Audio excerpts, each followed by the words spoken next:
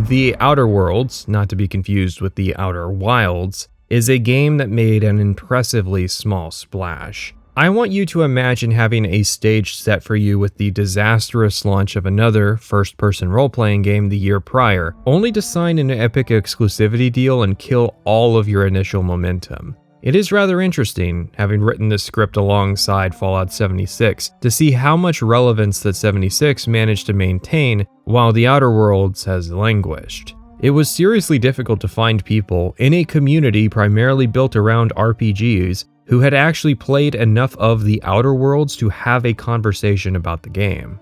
I think part of the reason that Outer Worlds gets a particularly bad rap is due to having been put up on a pedestal it was not equipped for. New Vegas and KOTOR 2 are both widely considered to be Patrician tier, controversial games yet considered greats. There was some aspect they had that's missing from The Outer Worlds, which is why I get requests for them and not this game. This is not an issue of time either. It's been over 3 years and the game is continuing to slide into obscurity, minus the recent remaster that bombed and made headlines for 6 hours, but that appears to be the publisher's fault, not Obsidian's. A good indicator for games are the resources that are created around them. To say that The Outer Worlds has fairly bare-bones documentation is putting it mildly. If the people who make wikis can't be bothered to fully document all of the skill checks in a quest, that means those people, who are the game's biggest fans, cannot be bothered with the labor of love that is recording and organizing that information for others to use.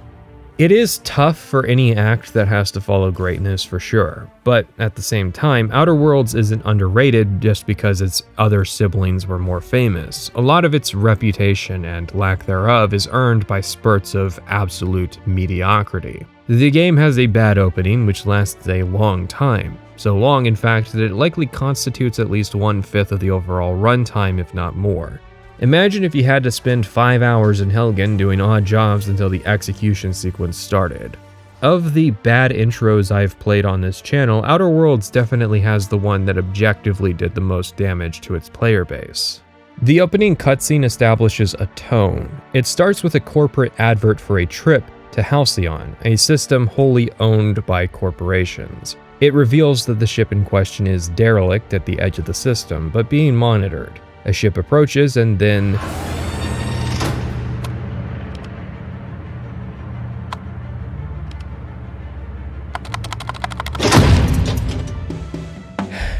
it is a subversion of expectations. The cutscene was going smooth, but then there is an unexpected technical issue that breaks the flow of events. I think this was intended to be a joke, rather than a statement about this character we're being introduced to, possibly both. However, I am not laughing. Said technical issue is not relevant, and after wrestling for 20 minutes with the monster-making machine that is character creation, it's easy to forget this incident had even happened.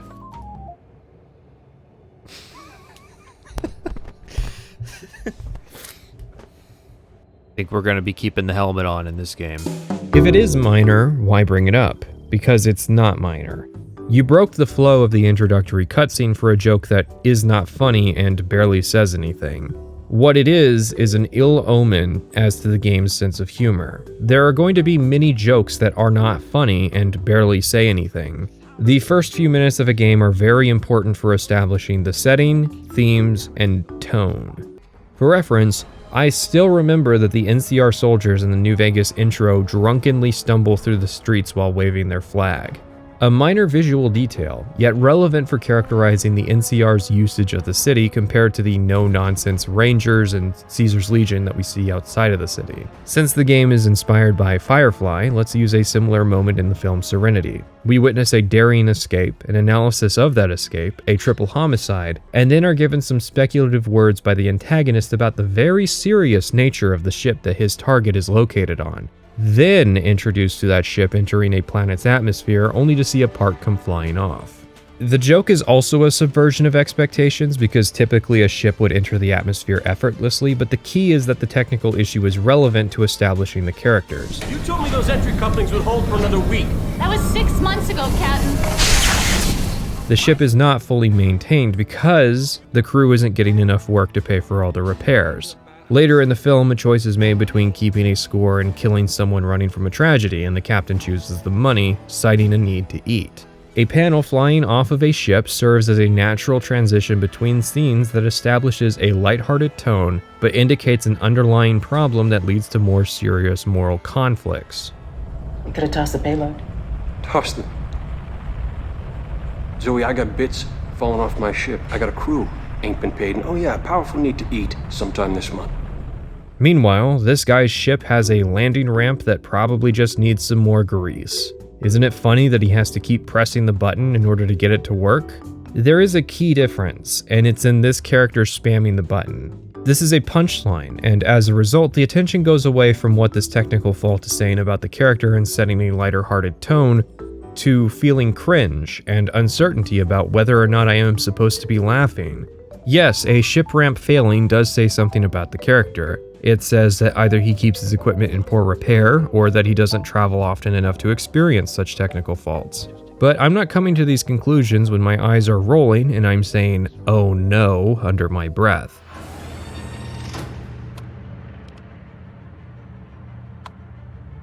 Oh no. Oh no. Even the ramp just stopping and needing a second button press to finish would be sufficient to establish that the game isn't a 100% serious and dramatic story. By the end of this, you will see how this sequence accurately represents the entire game. After this, the character reaches the cryogenic chamber and establishes that the people aboard have been kept there, as awakening them would have harmed a group called the Board's Bottom Line. However, the central conflict is going to be treated as a mystery, meaning that the game can only really introduce us to the main factions, principally the Board, as well as this man, Dr. Phineas Wells. Okay? Just the two of them?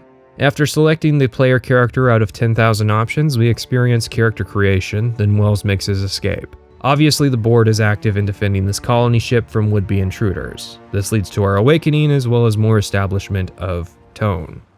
I'd see it done myself, of course, but the Board has a sizable bounty on my head. Get it? It's funny that he has his bounty within reach of this drop pod. Now, of course, the introduction doesn't stop there. Hawthorne should be close by. What in law's name? Is that him? Oh, that idiot. I told him to plant the beacon and move away, not stand there holding it. Oh well, no sense in letting his ship go to waste.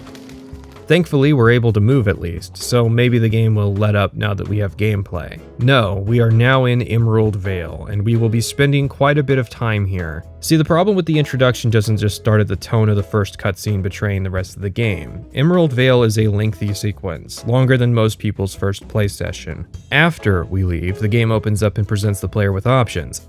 But until that point, we are effectively trapped here.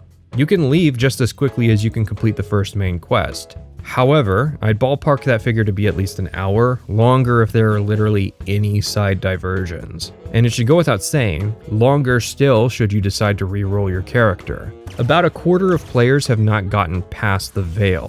For reference, that is a comparable drop-off in players to the Bell Gargoyles in Dark Souls. That is not a great rate of attrition for a game, considering how early and easy this is. Players are getting filtered by Edgewater. I love Steam achievement data. Instead of just taking my word for it that it's bad, I can point to the numbers. No, people who own the game and haven't played it are not counted. Global achievement stats count everybody who's ever booted the game up, then use an early achievement like the one to watch the first cutscene and use that as a curve. Outer Worlds will be thrown off a bit by being an Epic Game Store exclusive, meaning by the time it got to Steam, the word about the game's quality was out, but usually that just filters the haters out, meaning that losing a quarter of your players after the move to Steam is actually even worse because that was supposed to be your hardened core. So I guess let's crack this town open and look for the problem. I'd say things start with the first generic NPC we meet. Despite his injuries and isolation, he's focused on trying to recite the company's slogan. Even when he gives his gear to us, he advertises the benefits of Spacer's Choice weapons. You've tried the best now. Now try the rest. Spacer's Choice.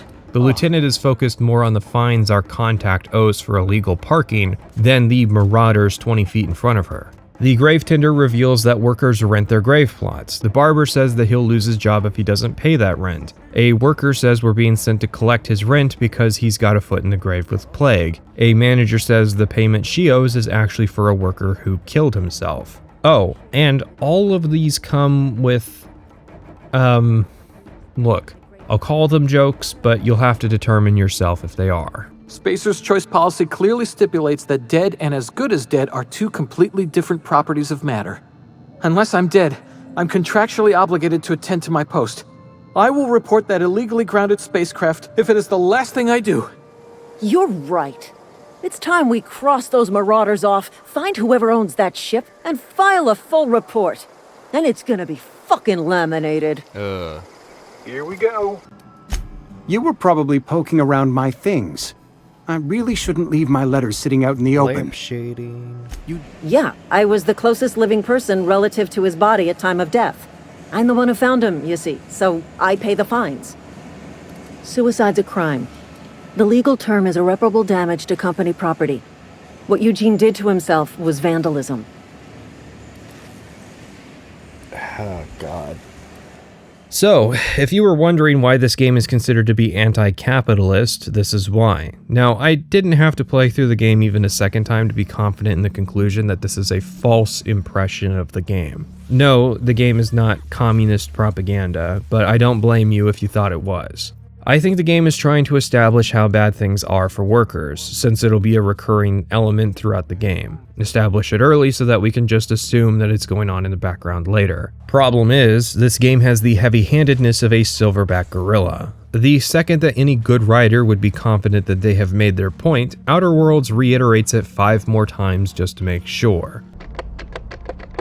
The corporations have bent the law to an absurd degree. The corporations have bent the law to an absurd degree. The corporations have bent the law to an absurd degree. It is very tiresome, and I don't blame anybody for tapping out thinking that Outer Worlds was going to take the next step in corporate faux wokeism. The point at which I'm being told that the system discourages the inevitable problem of suicide by taxing whichever poor person happens to discover the corpse is... I don't know.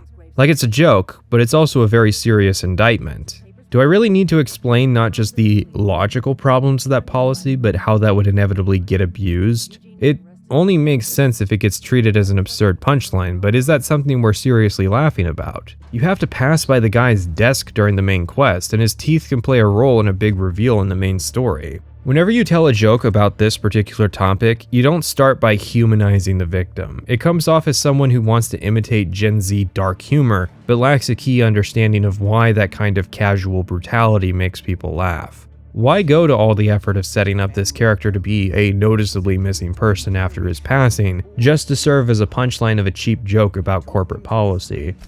Yeah, I was the closest living person relative to his body at time of death.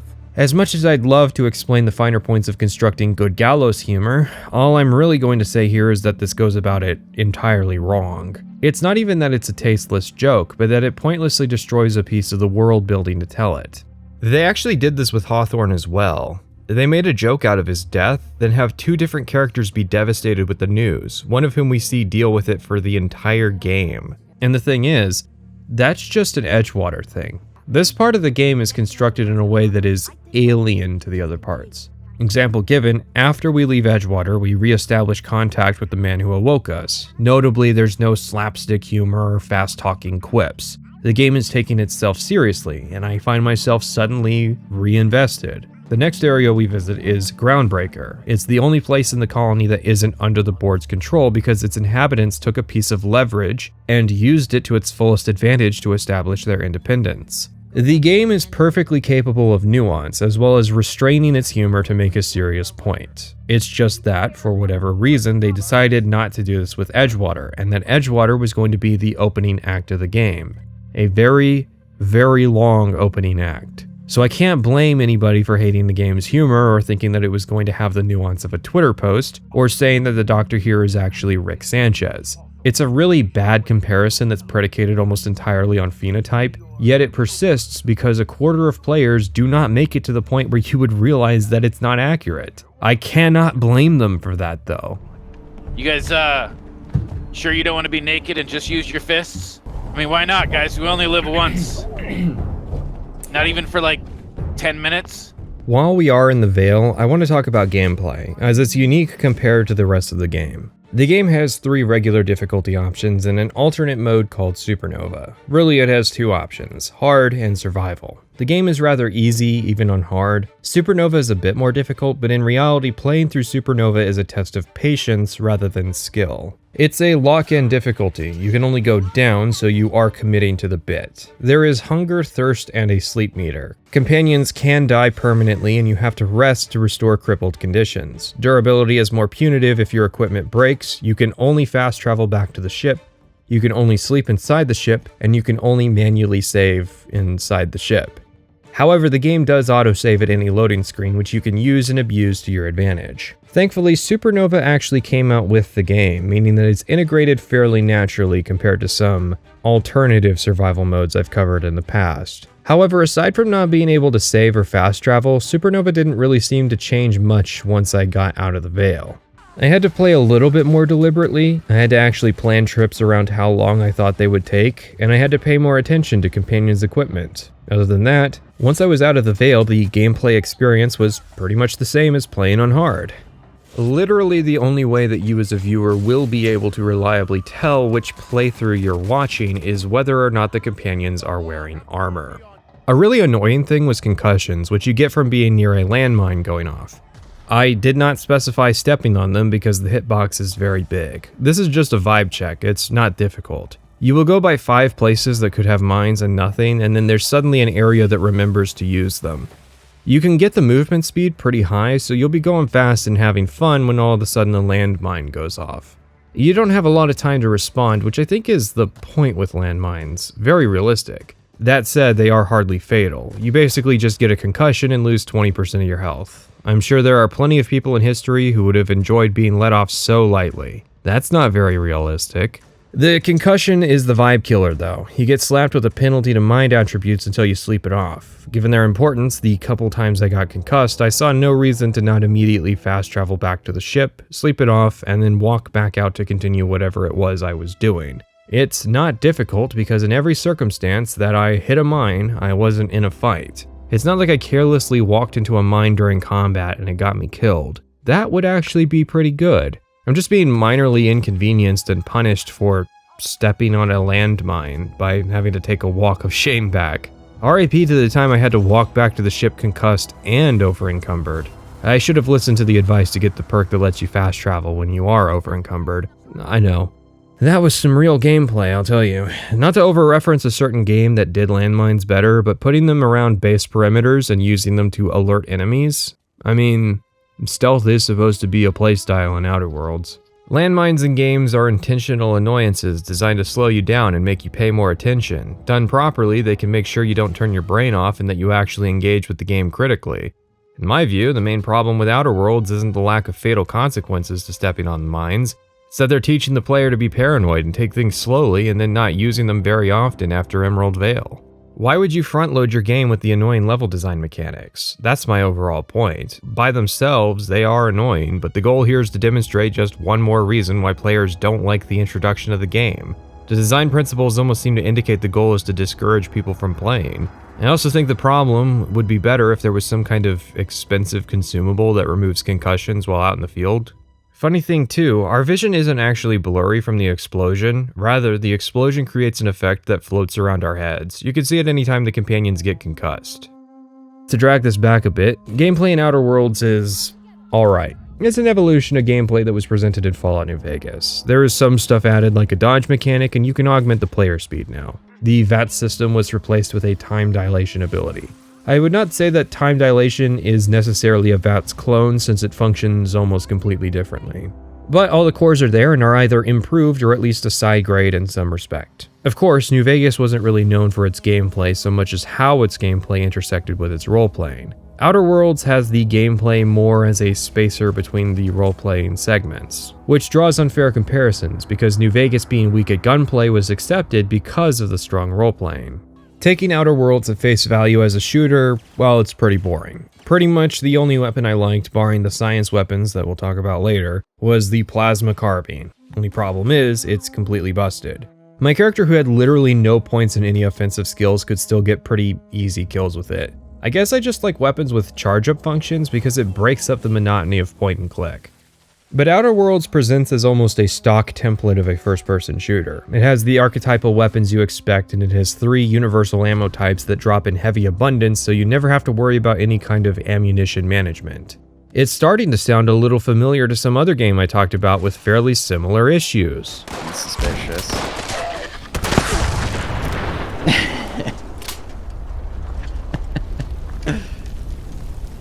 She still got it. Probably the funniest part of Fallout 76 was that Outer Worlds got uplift from its disastrous launch. Instead of getting to live comfortably in the shadow of Bethesda, Obsidian was suddenly supposed to replace them. But Obsidian was always a shade-loving company. They were a AA studio that got to play in the AAA space. You can even see when they post cringe compilations like the Outer Worlds 2 trailer that they're still trying to lean on the years dead notion that they are outsiders looking in. And for no reason, people running.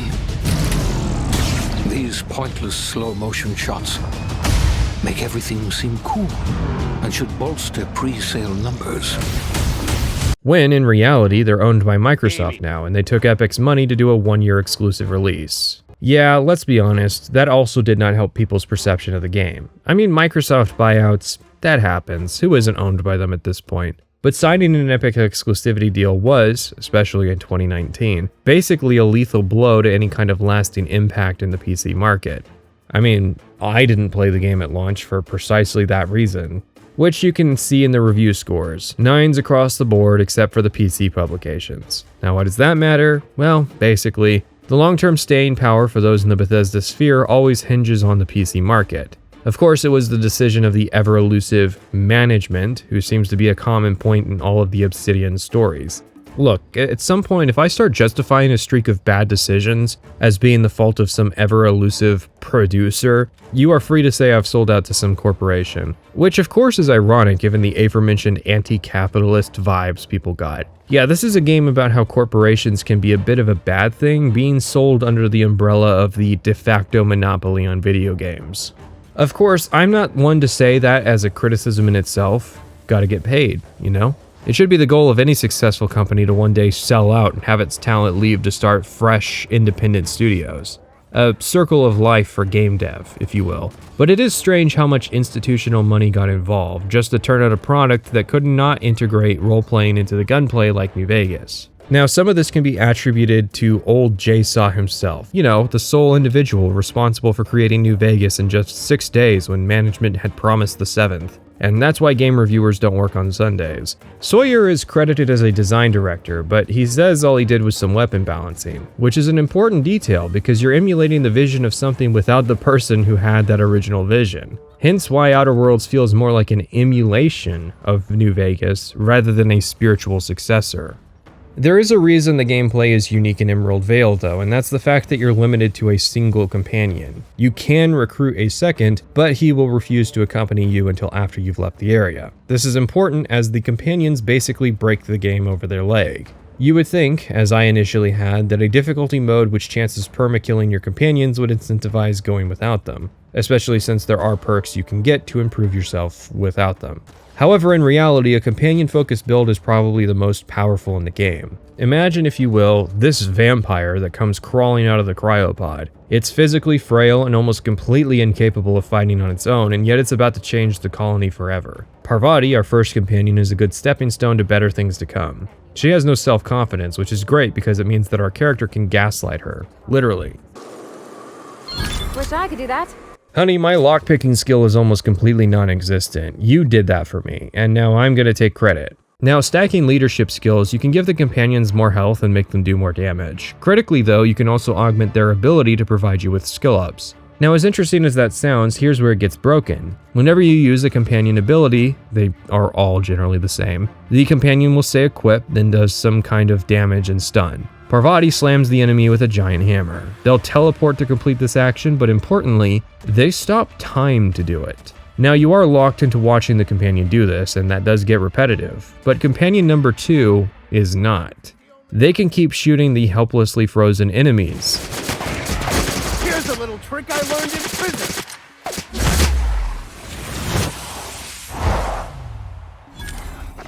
So my job in combat, on the Supernova character anyways, was to sit back and coordinate companions. Weirdly, this is not the first game I've played for this channel where the only buttons I pressed for an entire playthrough were the X, C, and V keys.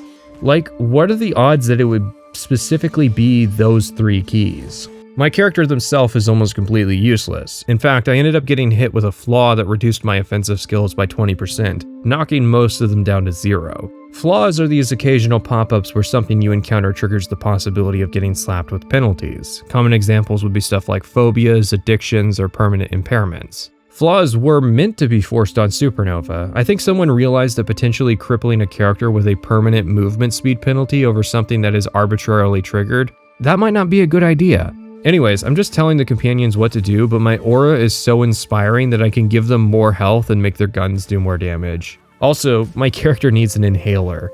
My healing affects the companions, but it just looks like my character sitting at the back, pointing at enemies and suffering from frequent asthma attacks. Towards the end of the game, the crew was decked out in heavy power armor and all lugging around heavy machine guns. You might be thinking that they would have preferences, but no. You can just give them whatever, so it's best to just give them heavy armor and weapons and watch as they shred enemies who are completely immobilized. Even though we don't have a second companion yet, Parvati's ability still instantly bails us out of danger.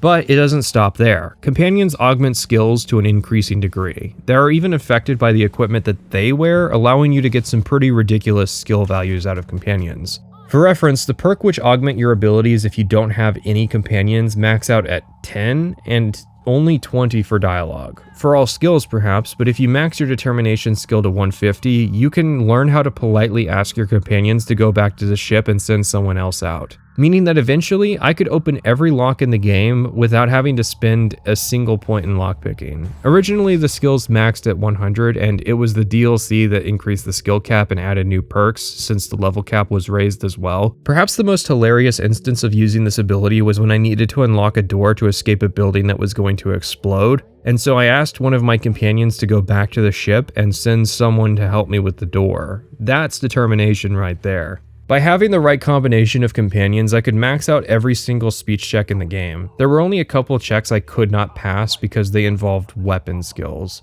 You don't get this benefit on the ship though, but the only checks that are on the ship are either perception checks when talking to companions, or ironically, leadership skill checks. Yeah, one of the companions ambushed me and threatened to leave the crew, and they bet it all on the only skill that this vampire was actually good at. Needless to say, once we get our second companion, things are going to be smooth sailing. Unless we run into primals, even at max level those things still flatlined the squad.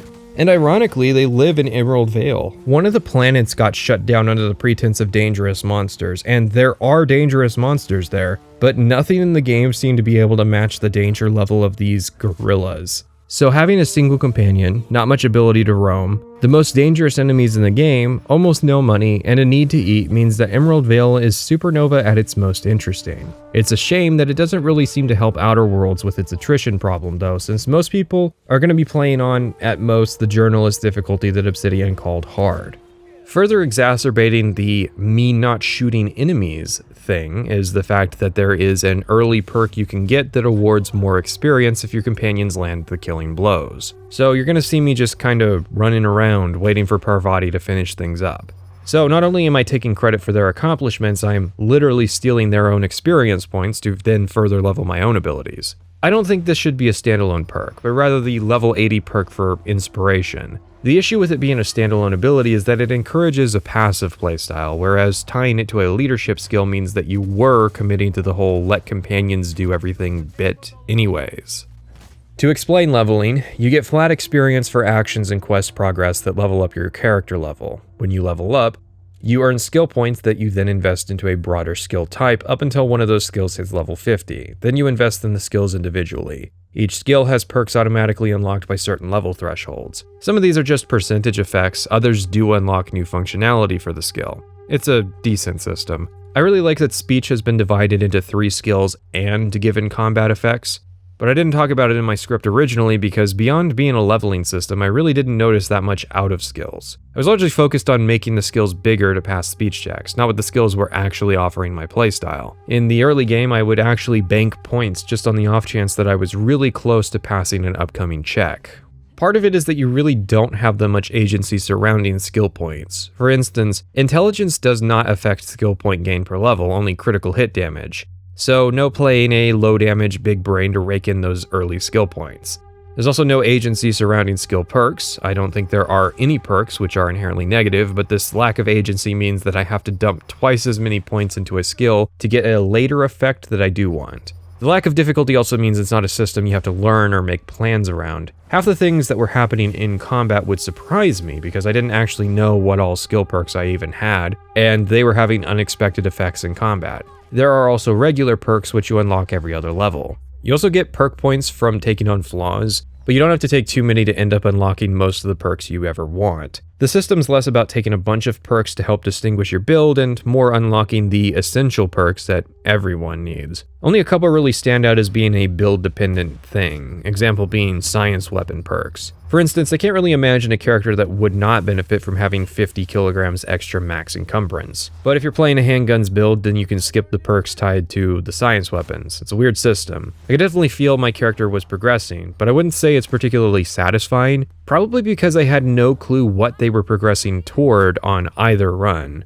And it doesn't help that certain parts of character builds are immutable and others are not. Attribute points are permanent, but skills aren't. So in theory, you could decide to switch to a melee build, except you need a completely different set of attributes to actually do that, so you'll need to replay Emerald Vale. And attributes cannot be leveled, only minorly augmented with equipment. I'd say the system is definitely confused about what it wants to be, stuck in the middle of a harder core RPG versus a more casual, low-commitment experience, which is not where you want to be when you're asked to make the big decisions about what all your character is good or bad at.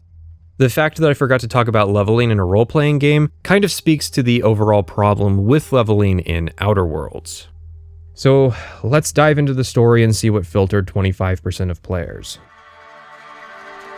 The conflict in Emerald Vale is based around our new ship. Specifically, it is broken. There is a single part we need to fix it, which just drives me insane. We are one part away from death, which was a recurring plot element from Firefly, but the game never again acknowledges this. We never ask if we should go try to find a spare regulator. Trust me, I have the money for spare parts. Edgewater has a power regulator, but they're using it. The town boss says we can have one, but we have to take it from the botanical labs. There are people living there, thus creating a basic conflict. We have to choose who to deprive of power. Or, I don't know, we could wait for one of those ships that comes by frequently and see if they have one. Surely somebody, somewhere, has a power regulator for sale. Was Hawthorne gonna do the main quest if he had survived?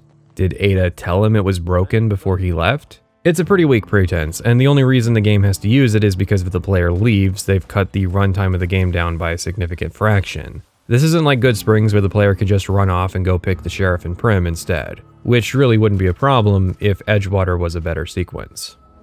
And don't even try to pull a, well, we never see any ships actually land card. Why would they store resources out on their dock, have vending machines located there, multiple guards, and have their law enforcement policing illegal parking trying to bypass their docking fees, if the only ships that landed were the cargo carriers picking up Saltuna and dropping off supplies? Surely just waiting and buying a replacement regulator with money we earned from bounty hunting would suffice. Why can Wells call us through a Bluetooth headset on the planet but not call our ship until after we leave?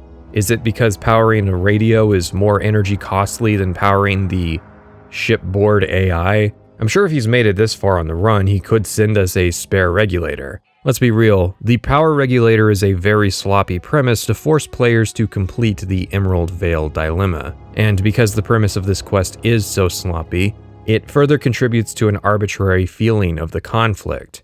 What we will do is not our only option. It only is in the story because this is a video game. Video games are inherently limited in ways like this. It takes a lot of effort to account for all of the possible options in a quest to a satisfying degree. A lot of video game stories go out of their way to create very good reasons why the few options allowed are the player's only options. It doesn't have to be this way.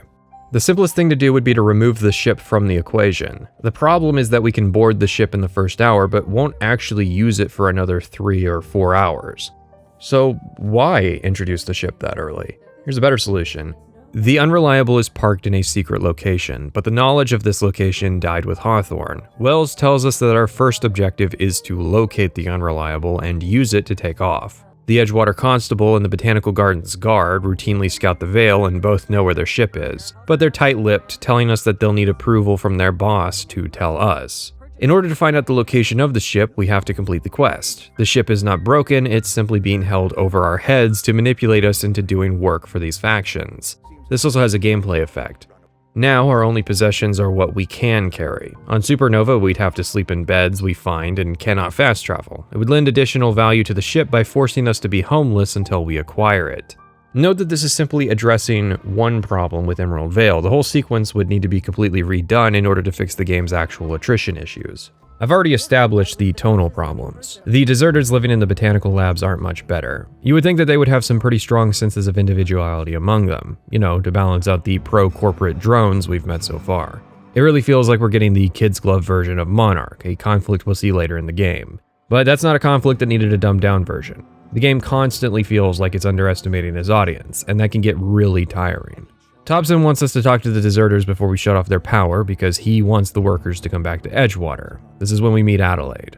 She was a flavor specialist, basically a higher educated position in Spacer's Choice. She came out here and started sustaining herself, and others began to move out here with her. The fact that there is an out here to move to is an acknowledged statement. Spacers used to be all over the Vale, now they're reduced down to the main cannery complex. I'm pointing that out because if this was a Bethesda story, these people would have just moved out here and there wouldn't be much elaboration on where their buildings came from. Adelaide obviously doesn't want us to shut off her power, nor is she amicable to going back to Edgewater. She tries to reverse Uno the offer. What if we shut off Edgewater's power instead? They have an armed defense force, so no. And she does a lot of emotional manipulation. She tries to suggest to this creature of the night that heroes wouldn't take their power away, because clearly vampires go for moral arguments. Then she says that we would be helping the poor workers by cutting their power, since they would be forced to move here. Then she invokes Parvati's dead father, blaming Spacers for his demise. And then she basically just leaves it at those arguments. She doesn't seem to realize that we are seriously going to cut her power. My first playthrough, after clearing the geothermal plant and basically getting to the big red button that makes the decision, I came back to her and was appalled that I wasn't able to warn her that the power was going to be going off in 10 minutes. But then she has the gall to act surprised when it does happen. She also adamantly refuses to believe that we are from Earth, suggesting that we are delusional and or a drug addict. Not really an endearing characteristic. I could do without the mockery. If you don't want to tell me where you're from, that's fine by me. Oh dear, I see what's happening. You've been taking Adrena time. That's the thing about growing old. Your eyes start to fail. Elsewise, I would have seen you for the snake that you are, chopped you into pieces and roasted you on a spit. The crux of the conflict is pretty straightforward. Spacers does not offer a very high standard of living. People are getting sick from common ailments, which Adelaide correctly deduces is caused by vitamin deficiencies compromising people's immune systems. I really hope being able to make simple observations like that doesn't become plot relevant later. Adelaide is capable of growing better food and creating remedies. The issue, which we do have to discover by ourselves, but is revealed to us if we don't. The secret is human corpses, she said to the necromantic lord of darkness. I really don't care. I created 10 human corpses on my way over here. I could go get you more bodies if that's what you want. Hell, I farmed marauders for a couple levels in order to buy mag picks. There's probably a decade's worth of fertilizer sitting out there for the taking. Part of the Edgewater dilemma is informed by events that happen later in the game, which the player has no way of knowing about their first time. I guess this is to give it a level of replayability, that you would do this a second time and have more context. So here are the problems. The best quest outcome is determined by whether you go for story ending A or B, as in the broader ending, to the entire game. If you side with the doctor that awoke us, then the best thing to do is to cut Adelaide's power, then install her as the leader of Edgewater. If you side with the board, the best thing to do is to cut Adelaide's power and immediately leave as soon as you have the regulator. But what about the Edgewater conflict? What about it? There's no long-term solution to what's going on here. Best thing we can do is reform the whole problem, but I don't think there's really a best ending to Edgewater. Part of the issue is that the game hasn't revealed all of the components of the decision, because it's trying to make the central conflict a mystery. So really it just comes down to whether you think Adelaide or Reed Thompson should be in charge.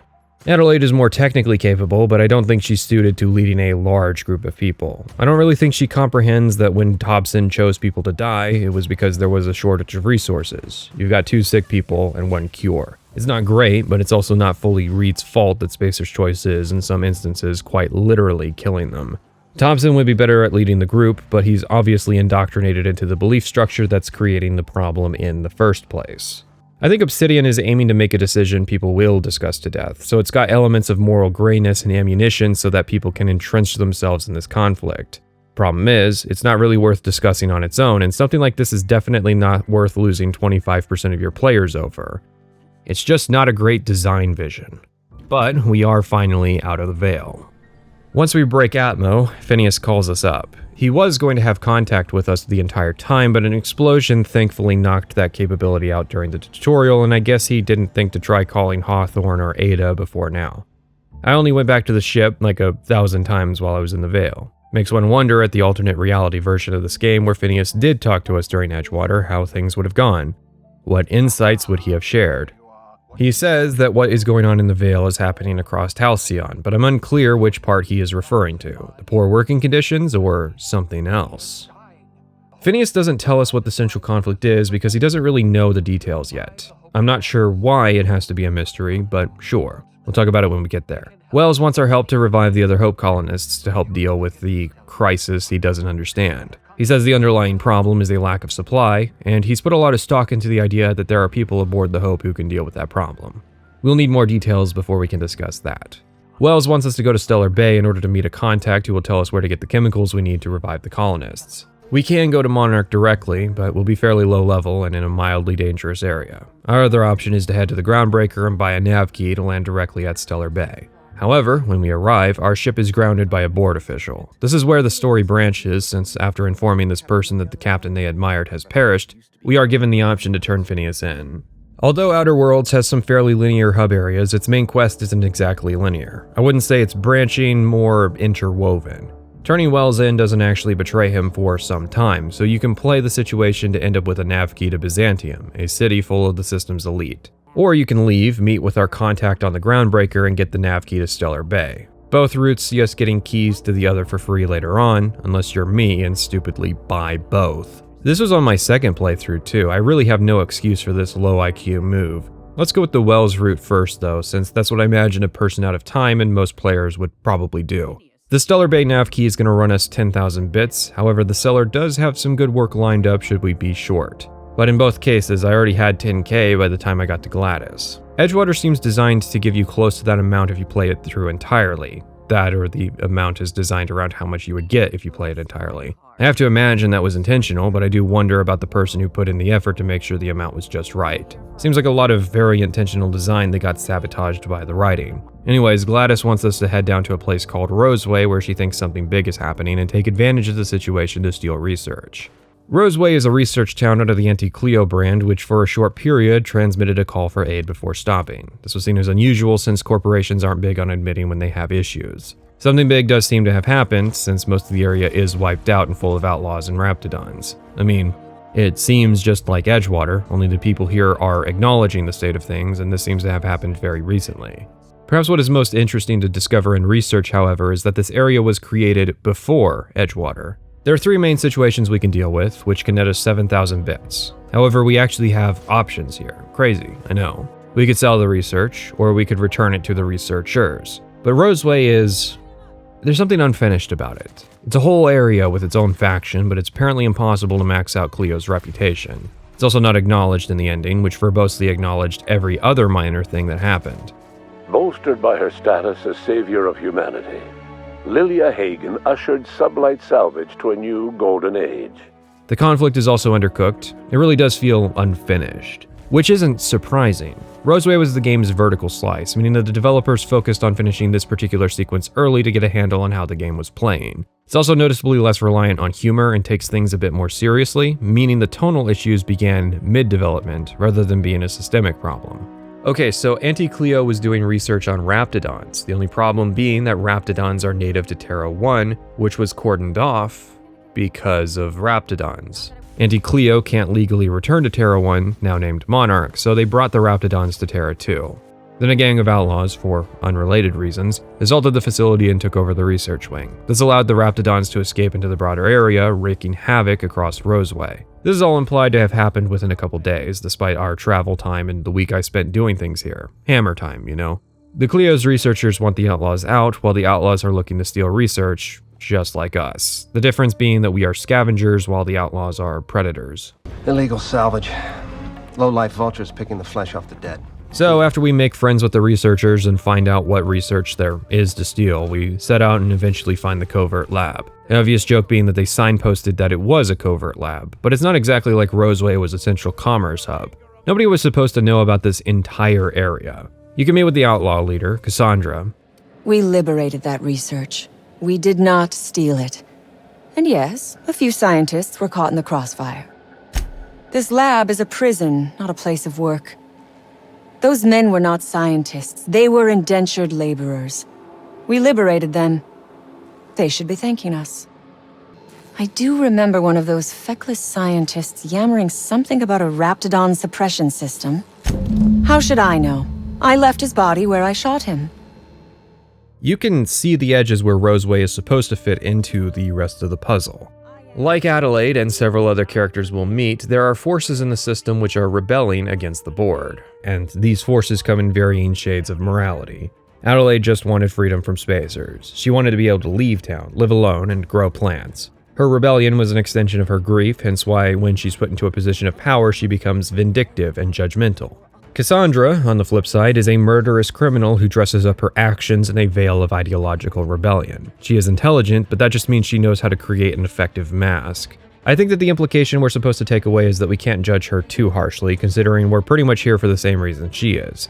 It is interesting because we are only here to commit crime and make money to pay for other ventures. Phineas didn't insist we come here, nor does the board send us here. So while she is right in the assertion that we do not have good intentions, we also did not cut a bloody swath through the people that we claim to be liberating. If she was just honest and said that her goal was to make a profit and that she liked to comfort herself in the knowledge that she was sticking it to the board, then I wouldn't take too much of an issue with her. But it's the fact that, like Adelaide, she tries to manipulate us with the idea that what she is doing is somehow heroic. Overall, while I don't mind her character being written in this way, it is that it's contained within this almost forgotten corner which is perplexing. This is where I bring up one of the companions we recruited on the Groundbreaker, Felix. Felix was born outside the system. He's been given a taste of freedom, but is currently relegated to a menial labor position on the Groundbreaker. He boldly asks to sign on, and surprisingly there are people who don't like Felix despite not understanding what it is he brings to the game. Felix hates the board, and he hates how low the standard of living is for anyone who wants to be free of the system. He is presented as being naive and generally inexperienced, but with a strong moral conviction. He's important because he showcases that the mentality of just destroying the board blindly is inherently childish. But people don't seem to like him, mostly because he will speak out of turn, inherently not realizing that the vehement anti-board antics that they showcase is basically just a reflection of Felix. I think a lot of people are made uncomfortable by the fact that Felix is just a reflection of their own hatred of the board. Felix is in love with people like Cassandra and anybody else that seems like they're cutting it free from the board, because he doesn't have the experience needed to realize how flawed these people are. We can't have Felix on the team during Adelaide's quest, but we can during Cassandra's.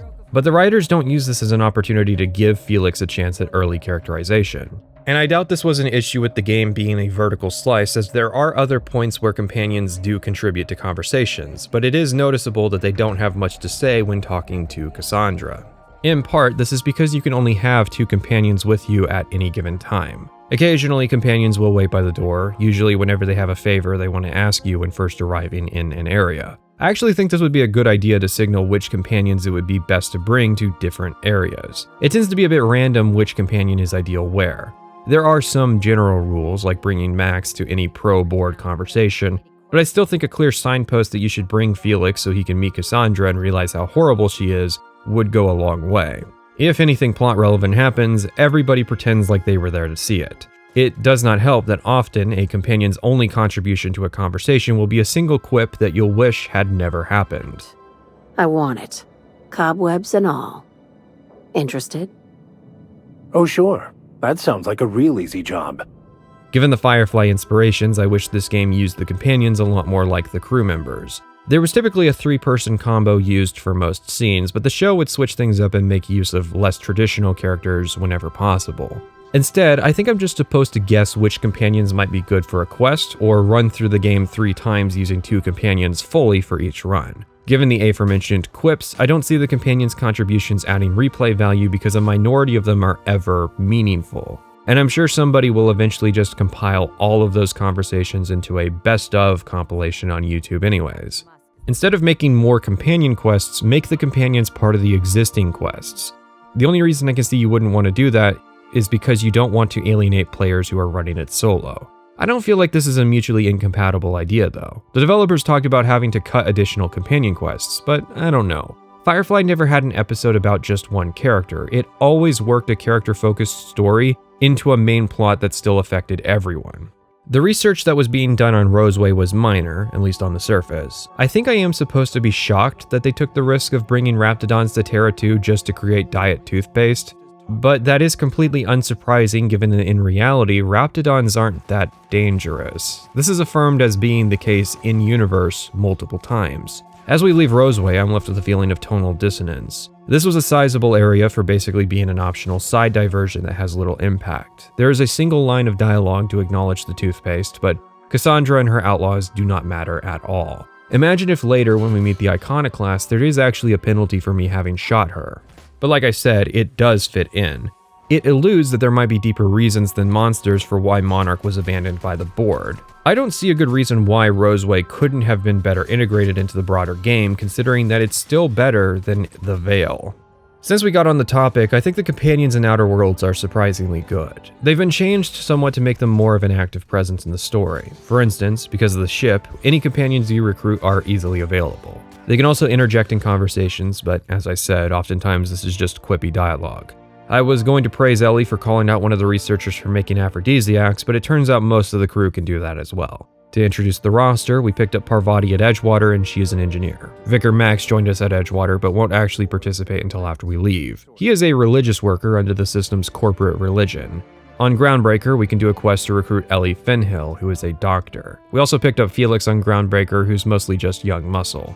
We can complete a quest to activate a robot named Sam already aboard the ship, converting him for combat purposes. And finally, there is Nyoka, who is a hunter that lives in Stellar Bay. Neat thing is that the companion selection screen is a spectrum of opinions on the board. Sam doesn't care about the board since he's just a robot, but he's on the right because he was manufactured by the corporations. Ellie doesn't care either, being money-minded, but her spirit leans towards the freedom of the left side. The Vicar speaks for the board often. He serves as a good mediator because he doesn't blindly rationalize the hard lives of the people of Halcyon with the same empty platitudes that the people in Edgewater had. Life is hard, but if you show some level of conviction, it is possible to elevate yourself like he had. And he's basically on the same journey as the player when it comes to learning about just how deep the board's rabbit hole goes. Parvati is near the middle but pro-board. She grew up in a company town, and she's almost willingly blind towards the issues. She is naively trusting of spacers because, well, she was raised by spacers to do so. Felix is on the far left, being radically anti-board. He doesn't seem to comprehend that the cereals and the tossball leak he's a big fan of were tools of the board, but you have to forgive him. He is a young man who hasn't fully learned the full extent of the corrupt system that he lives within. He doesn't have any New Vegas videos from which he can develop an immense understanding of socialism. The writers suggested a timeline split happened in 1901 with the assassination of President McKinley instead failing. But that means that Karl Marx would have still gotten the word out since he died in 1883. The antitrust sentiment in America was still a thing, even if Roosevelt had remained the vice president. The rest of the world is also still a thing. Let's say that trust busting didn't happen. You would still see the socialist revolutions of the 20th century. Those didn't happen because of trust busting. And American socialists would have had a lot more ammunition, especially in Depression-era America. Really, I don't understand why a timeline split is even necessary. Are Obsidian trying to imply that megacorporations wouldn't have sufficient time to form between 2019 and 2285? That they haven't formed already? Are they advocates of the bull moose? Are they just trying to say trust busting might be a good idea?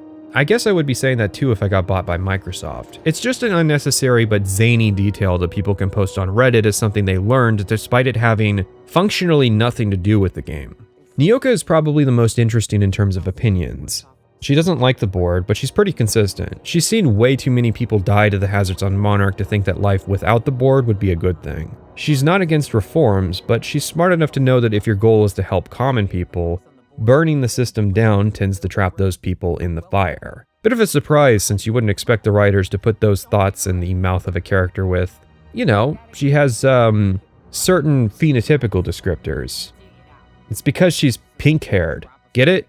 You thought I was going to say because she's black. Since we're on the topic, they really sabotaged Nyoka's introduction. She ended up being my second favorite companion, which surprised me given I refused to recruit her on the first playthrough. I think it's a great sign with a character when you wish they did more with her. She's introduced as a habitual drunk who tries to pitch the idea that we totally need her help to accomplish our mission on Monarch.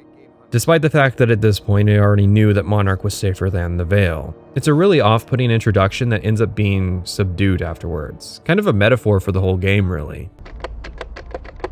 She stays a drinker throughout her time on the ship, but never again to the degree that we see at her introduction. It's less like we got her the caffeinoid to wake her up and more like we gave her an over-the-counter cure for alcoholism. Ellie and Felix seem to drink as much as she does, other than during her ability, which feels tonally disconnected from how she's generally presented in the writing. And it doesn't help that she asks us for a personal favor as soon as we step outside the door. Hey, Cap. Got a minute? Oh my god.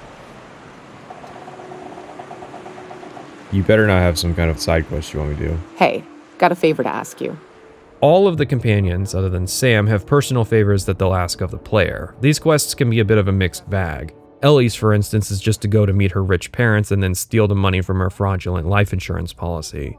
Ellie's a rich kid who didn't enjoy her life as a doctor in Byzantium, so she left to go rough it out as a mercenary. She's got enough experience at this point that she's not really a poser, but she's not really much of anything. Other companions have arcs, but Ellie just has a flat line. She's along for the ride, which might be fine if I didn't have a literal robot already filling that niche. I would compare her to Simon from Firefly. They're both rich kids who left high society, but Simon actually contributed to the crew. A lot of the drama on the show had to do with injuries, which gave him a lot of ground to work with to define him as a character. I am very smart. Ellie never serves a role as the ship's doctor. She doesn't even have the space to do it in. She's just a gun hand who has the medical stat. But so does Nyoka. I'm envisioning a system where companions could get injured and their rate of recovery is tied to the crew's highest medical score. Then, sometimes as part of the companions or even main quests, they get injured. It would probably feel arbitrary, but at the same time could give a lot of room to either roleplay as the doctor or give Ellie specific value in that role.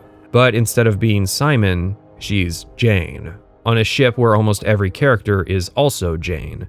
I suppose the next obvious Firefly comparison is Parvati to Kaylee. She's the ship's engineer on a ship that never has any engineering problems aside from the power regulator at the start before she arrived. I suppose I don't need to say that Kaylee was also an important crew member, and that the ship breaking was a good source of drama. We really only have Parvati around if we want to spend less parts on repairing our equipment, which is so exceptionally minor that any words we've already said about it have already overstated its presence. Parvati's quest is, no joke, to hook her up with the head engineer on the Groundbreaker. It is interesting that player romance isn't in Outer Worlds, then again, thank God. I can't be the only person who thought Commander Shepard having sex with his subordinates was a little weird. Garrus best girl. But there's something off about this relationship. Do you think, dear viewer, given what you've been told about the board so far, that homosexuality would be legal and or morally acceptable in Halcyon? What's weird is that I base this almost entirely on things that Parvati told me. In Halcyon society, marriages are done through contracts. Children born are taken once they're old enough and given aptitude tests. Then they receive an education related to their future job and sent to wherever is in need of their skill set. So as an example, Parvati's mom was a traveling Spacers employee, but her father was Edgewater's mechanic. Parvati ended up qualifying as a mechanic and returning to Edgewater, something that was seen as very rare. I mean, other than Adelaide's son, who also happened to live with his mother. Okay, so this is a system where human beings are reduced down to their intrinsic value as a literal human resource. This seems like it would necessarily include people's reproductive rights, or lack thereof. It's not really a stretch of the imagination to assume that the OSI would be preaching that homosexuality and abortion would be immoral, and that arranged marriage contracts for indentured servants to produce offspring would be pretty standard. Now, of course, if you're a fan of this game, you might suggest that the board's position on homosexuality would switch because they've recently realized that the colony's population needs to downsize. And look, I'll leave it up to you if that's your opinion that a government stance on such things is tied to demographic goals. That's not necessarily what I'm saying. I just think that someone will respond to this point with that particular argument. Even if that were the case, the boards only recently realized that problem, meaning that whatever their policy was before should still be fairly ingrained in the culture. Sadly, there's a likely reason why Outer Worlds doesn't broach the topic. Caesar's Legion. Caesar's Legion was also homophobic, as its societal structure reduced human beings down to their intrinsic value as a literal human resource. Sound familiar? Only thing is, some people say that New Vegas is homophobic because Caesar's Legion is a joinable faction, and thus Obsidian endorses homophobia. No, seriously. That is an argument that I have heard before. I really enjoy the era where we aren't allowed to portray political stories with nuance because being able to join a faction that does something bad is somehow a character statement about the player and the writers. Even then, being able to join such factions is an opportunity to get a story about how and why such policies come to be. You know, if you wanted to participate in adult conversations about why different countries in the world have such radically different stances on boys kissing boys, might be more prudent in the defense of our rights to understand that it's more complicated than people just thinking that it's icky. But Obsidian still wants a piece of the progressive cake, so Parvati's asexual and homo-romantic. It's a good relationship, don't get me wrong, it's such a great opportunity to contrast Parvati coming to terms with her sexual identity that she had to hide part of herself in, the heteronormative society of Edgewater, while Junlei is portrayed as being open about it since it's one of the freedoms the people on the Groundbreaker earned and defend with their independence. Because you know, as is, it's just a boring fucking fetch quest. Oh, hey Sam. Other than the quest to activate him, Sam has the least going on aboard the ship. He's a robot and occasionally he tries to interface with the ship's AI. Kinda weird. Did Hawthorne add sexuality to Ada?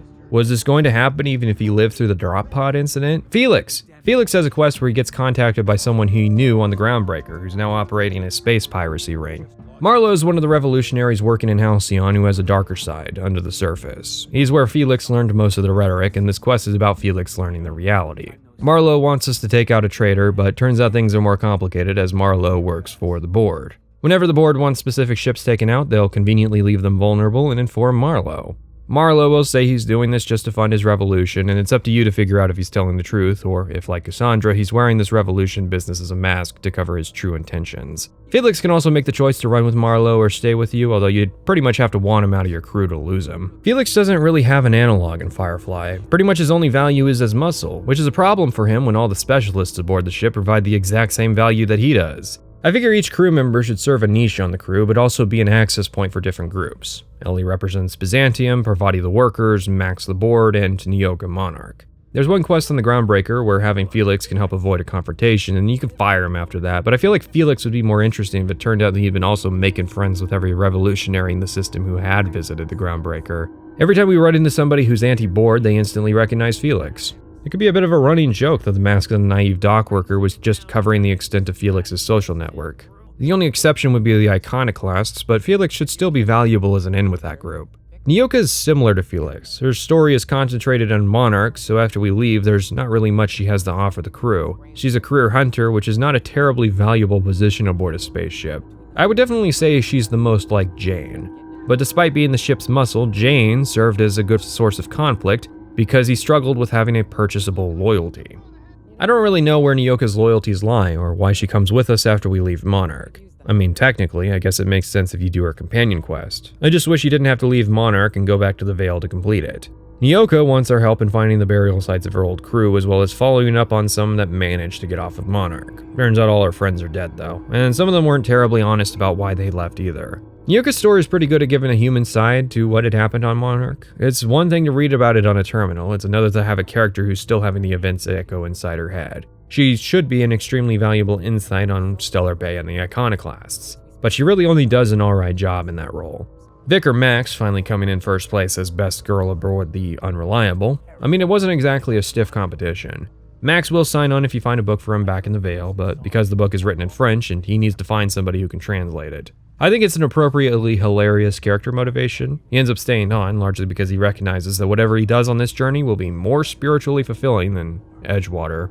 His analog is obviously Shepard Book, a passenger aboard Serenity who'd already reached his destination when he stepped aboard. Only Book was a mystery. Max flat out states pretty much everything there is to know about him.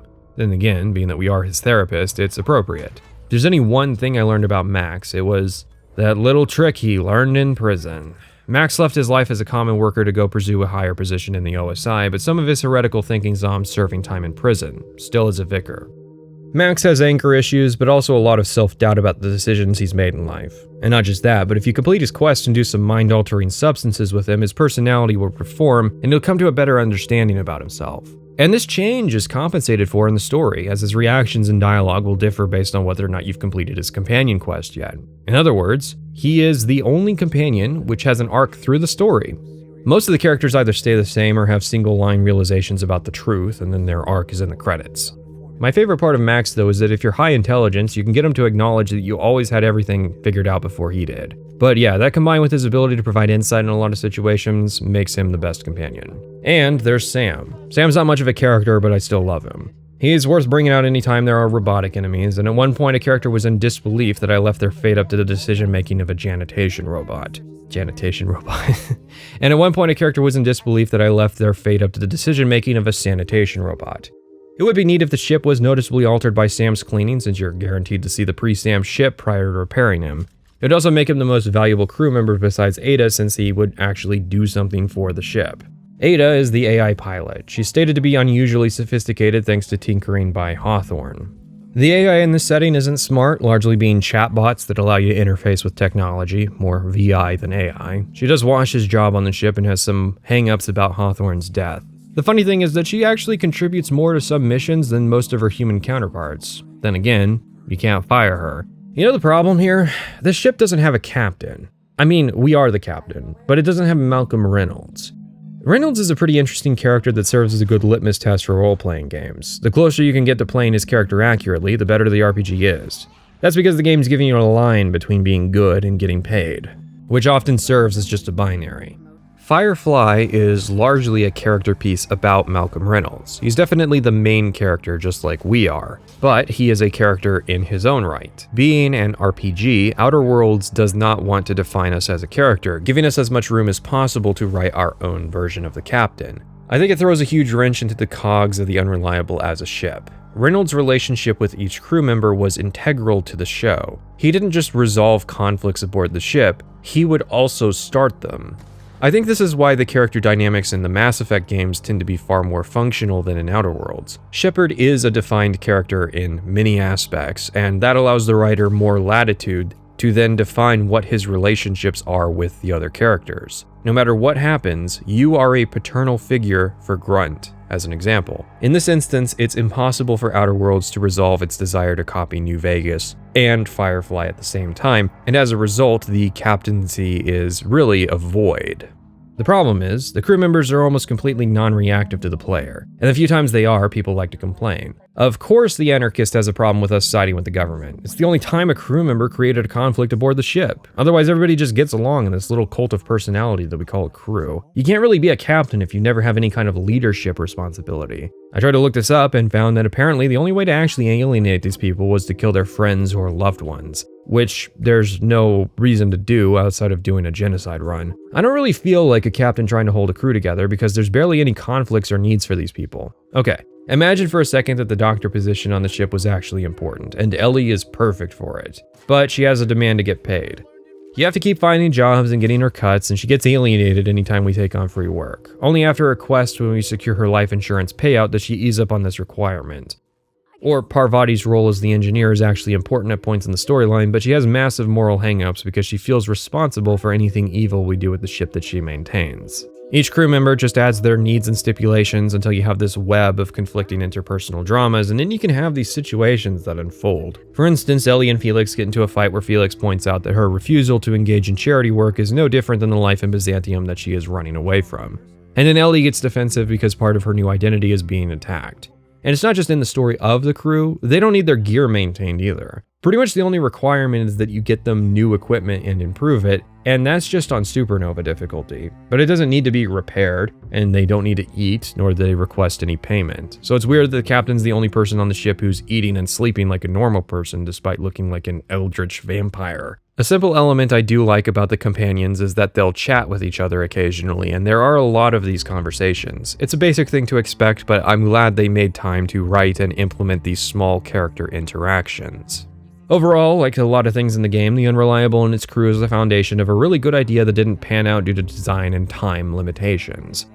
As a result, the companions end up hilariously serving as little more than stat buffs. By the end of the run, I respect to where if I wore the correct gear and brought out the relevant companions, I could pass any level 150 skill check in the entire game, barring very rare weapon checks, which is a whole topic we'll have to discuss after we open the can on Monarch. Monarch has one of the best conversations right at the start in Stellar Bay. Your companions will consistently contribute more than just quips, meaning that there is a potential 5-way dialogue to be had. You know, a genuine reason to give them a voice in conversations. I had hoped that livening up our advertisements with enticing figures would draw the other corporations back to our bosom, but it seems we're back to the drawing board. 'Cause he's scared to go it alone. You need the board to hold your hand and tell you everything's gonna be okay. Ain't that right? Surviving alone isn't as easy as it looks. Thanks to the so-called hazard clause, Monarch has been cut off from the board's resources and protection for 10 years now. So-called is right. We've got our hazards, but we're still here, damn it. The board took off without so much as a thought for the folks left behind. That's the board's way. Doesn't matter if you're Monarch or the Groundbreaker. If the board can't control you, they'll find a way to punish you. Now, we've kept ourselves in business by trading with individual corporations, but given the off-the-books nature of those transactions, such arrangements are precarious. Exactly what I would have said, if I'd been paying attention. You talk like Graham. Freedom always sounds nice, doesn't it? It makes a rather pretty slogan. But if you sit down and tally up the costs, how you provide for yourself in the absence of aid, how you protect yourself from a hostile galaxy, it starts to lose its shine. Exactly. Intellectualism fuels the train to mankind's future, but the tracks the train runs on are forged from practicality. What? Yes, it's as though the good vicar has plucked the very words from my brain. Can't imagine why you'd sneer at the notion of a free colony. Could it be because you're an agent of the establishment? Monarch's a free planet, Felix. It's also fucked. I ain't a fan of the folks on the board, but if they could be wrangled to rebuild our roads, I'd welcome the help. Your friend makes a good point, young man. I used to be young and idealistic too, but you can't run a city on high-minded ideals. Indeed. Mr. Nandi here has a rather ingenious plan to get MSI restored to the board. On our terms, mind you. Returning to the board is your only chance if you hope to survive here on Monarch. That doesn't mean it'll be easily achievable. Indeed not. No worthwhile plan was ever simple. That's what I always say. Are you out of your mind? You can't just go crawling back to your old masters. Well, we can't continue to subsist like this either. Why wouldn't anyone? They own nearly all the resources and infrastructure in Halcyon. Without the board, chaos would overtake the system. Working within the established order isn't a principle to snub one's nose at, Captain. If you can't beat him, might as well join him and reach into their pockets. To be on the board is to be part of the colonial community, and being cut off means slow strangulation. I found myself being very impressed with the game at this moment because I felt like this was where the game was finally going to get good and justify Emerald Vale. Stellar Bay is another salt tuna cannery, but operated far closer to how you might expect. Workers have more rights, more autonomy, less brainwashing, and less disease. It's not perfect, but it is theirs. Suddenly Edgewater didn't seem like a mistake, at least for a time, because it was contrast material with how much better this place could be. But that really ended up not being the case, as Monarch slowly began to fall apart the longer I was there. Stellar Bay is a competent start. It's run by flawed human beings, and it's going to take more than just internal reform to fix Halcyon's problems, but the flaws are understandable, and it's easy to see that MSI will still play an important role in rehabilitating the system in addition to everything else that we do. But I think it's entirely possible that what I'm seeing is a mature position that the evil wrought by corporations is a reflection of the individuals within them and not the system itself. is not actually the intended interpretation. If you force Monarch to fall within the lines of the anarchy versus the board debate, MSI would be the board. Both factions on Monarch are very flawed to show issues with their side, and I think I'm supposed to look at MSI as being incompetent fools who are stupid for thinking their solution would actually force the other corporations to change. This interpretation makes a lot of sense once you play out the Iconoclast story. The Iconoclasts are hyped up to be the ultimate rebels against the system, but they end up being little more than a gang living out in the wilds of a quarantined world. The Groundbreaker is firmer resistance to the board, but that's likely the point. These people's ideas are the threat to the status quo, not necessarily the people themselves. But their leader, Graham Bryant, is extremely flawed. When we arrive, we find that unlike Stellar Bay, the Iconoclasts are on the edge of internal division. Bryant is focused on continuing to spread his message, by any means necessary, but his second-in-command, Blackwood, is more focused on keeping their organization alive. That sounds like a reasonable position, but give it a minute. Also, it bears mentioning that there's no equivalent conversation with the Iconoclasts like the one I put together out of the Stellar Bay dialogue. I think it goes to show just how much the MSI conversation raised the bar for a game in a way that they could never match again. I'd be really curious to know the context of why that conversation in particular ended up being so different. The first issue is that the determining outcome for this entire faction is just in the first quest. This is one of the only times in the game where the player is forced to choose first without being provided all of the information, and then being forced to play through the quest line. We don't know the full extent of the Iconoclast situation when we're forced to choose between Graham Bryant's data cartridges and supplies. Would it be possible for both to get what they want? No, it's a binary decision, and if you want the good outcome, you better get those supplies now. Okay. The next quest does let us give both sides what they want if we go above and beyond, but it's already too late. You might as well sacrifice these guys if you got those data cartridges earlier, because it's so Jover.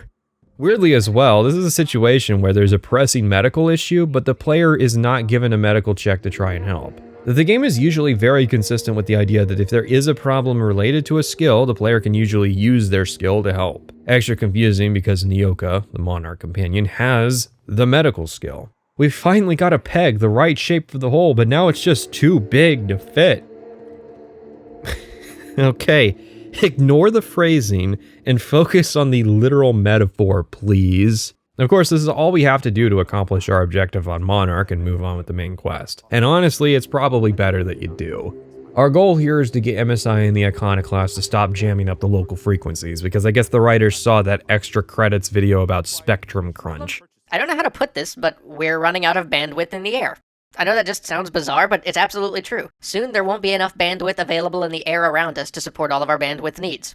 Well, as you probably know, all data transfer over the airwaves comes in the form of radiation. Everything from the radio you hear on your car stereo to the data you transfer to browse the web on your cell phone. And, well, there's only a limited band of wavelengths that we can use effectively to transfer information, and that band can't be infinitely subdivided because of destructive interference. Like, isn't it funny that they're so incompetent that their broadcasts are canceling each other out?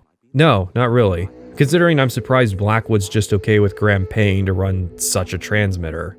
Probably the closest I've ever actually ended up on a government watch list would be looking up information on what it would take to broadcast to enough frequencies to effectively interfere with an entire area's communications. My general consensus seems to be that it would be impossible to do this accidentally, and I don't see a good reason why MSI or the Iconoclast would be trying to intentionally signal jam each other, considering they aren't in direct conflict yet. When we finally do clear the airwaves, we just so happen to be witness to a crashing gunship falling from the blockade. Both factions want the weapons from the gunship as salvage and will ask us to bring them the targeting module. They're going to acquire weapons on their own time, but they need us to specifically fetch the much smaller targeting module, which is located inside the same ship that they can't reach due to it being too dangerous. It's an arbitrary conflict where these two groups are going to go to war because there's only one MacGuffin, and if you want to make peace, then you'll need to replace Graham with Blackwood as the leader of the Iconoclasts. Or, if you didn't do that, you could just grab the targeting module and leave. Hard to fight a war when neither side's going to be able to operate the big cannon. Yeah, that's the secret peace ending. The best reward is the one you don't turn in. The issue is that Blackwood's proposal for how she'll run the Iconoclast is basically to just make them outlaws. Just a hair above marauders, really. And it's already decided. The only decision that mattered in this questline was the very first. Nothing you do after impacts your ability to convince Blackwood to become the leader. I am sure she felt really stupid about accusing us of being too much like Graham and her ideals, as we kicked down the door on their last line of defense and killed Graham, and then her. Once again, we're not allowed to knock sense into people with threats of choosing the other side. But maybe she has a point? On both my playthroughs I made the same mistake, but on my first I was at least willing to replay the quest to get the peaceful ending. On Supernova though, yeah, I wasn't going to undo 8 hours of progress, even though I had an ulterior motive for actually trying to get to the peace ending. Blackwood knows the truth about Graham, and I wanted to expose that directly to Felix. Sorry, but I just realized Graham Bryant is sharing a name with Joshua Graham, and that might throw people off. I wouldn't be surprised if this was intentional to criticize that character. You cannot get the truth on Graham unless you choose Blackwood in the very first quest. It's a surprising level of Bethesda tier quest design, and unfortunately this is not going to be the last time that I say those words. I don't know if siding with Graham is supposed to be a trap, like he's supposed to be so obviously inconsistent with his ideology that most people would immediately side with Zora over him instead. I feel like the writers did not anticipate that I wouldn't care in the slightest that they're starving, or at the very least, I felt like the game was going to later give me the option to pay, I don't know, 10,000 bits for the supplies they need, and I'd have to smuggle them in myself. I am doing other smuggling jobs on Monarch as it is. Plus, Sublight's treated as a valid alternative, who I work for, so the supply choice really didn't seem like the big deal it maybe should have been, considering I am locked out of an entire quest. Sublight is the silver bullet of the Iconoclast dilemma, and it was actually going to be part of the main quest line, likely before Monarch as a means of getting to the planet via the Sublight base.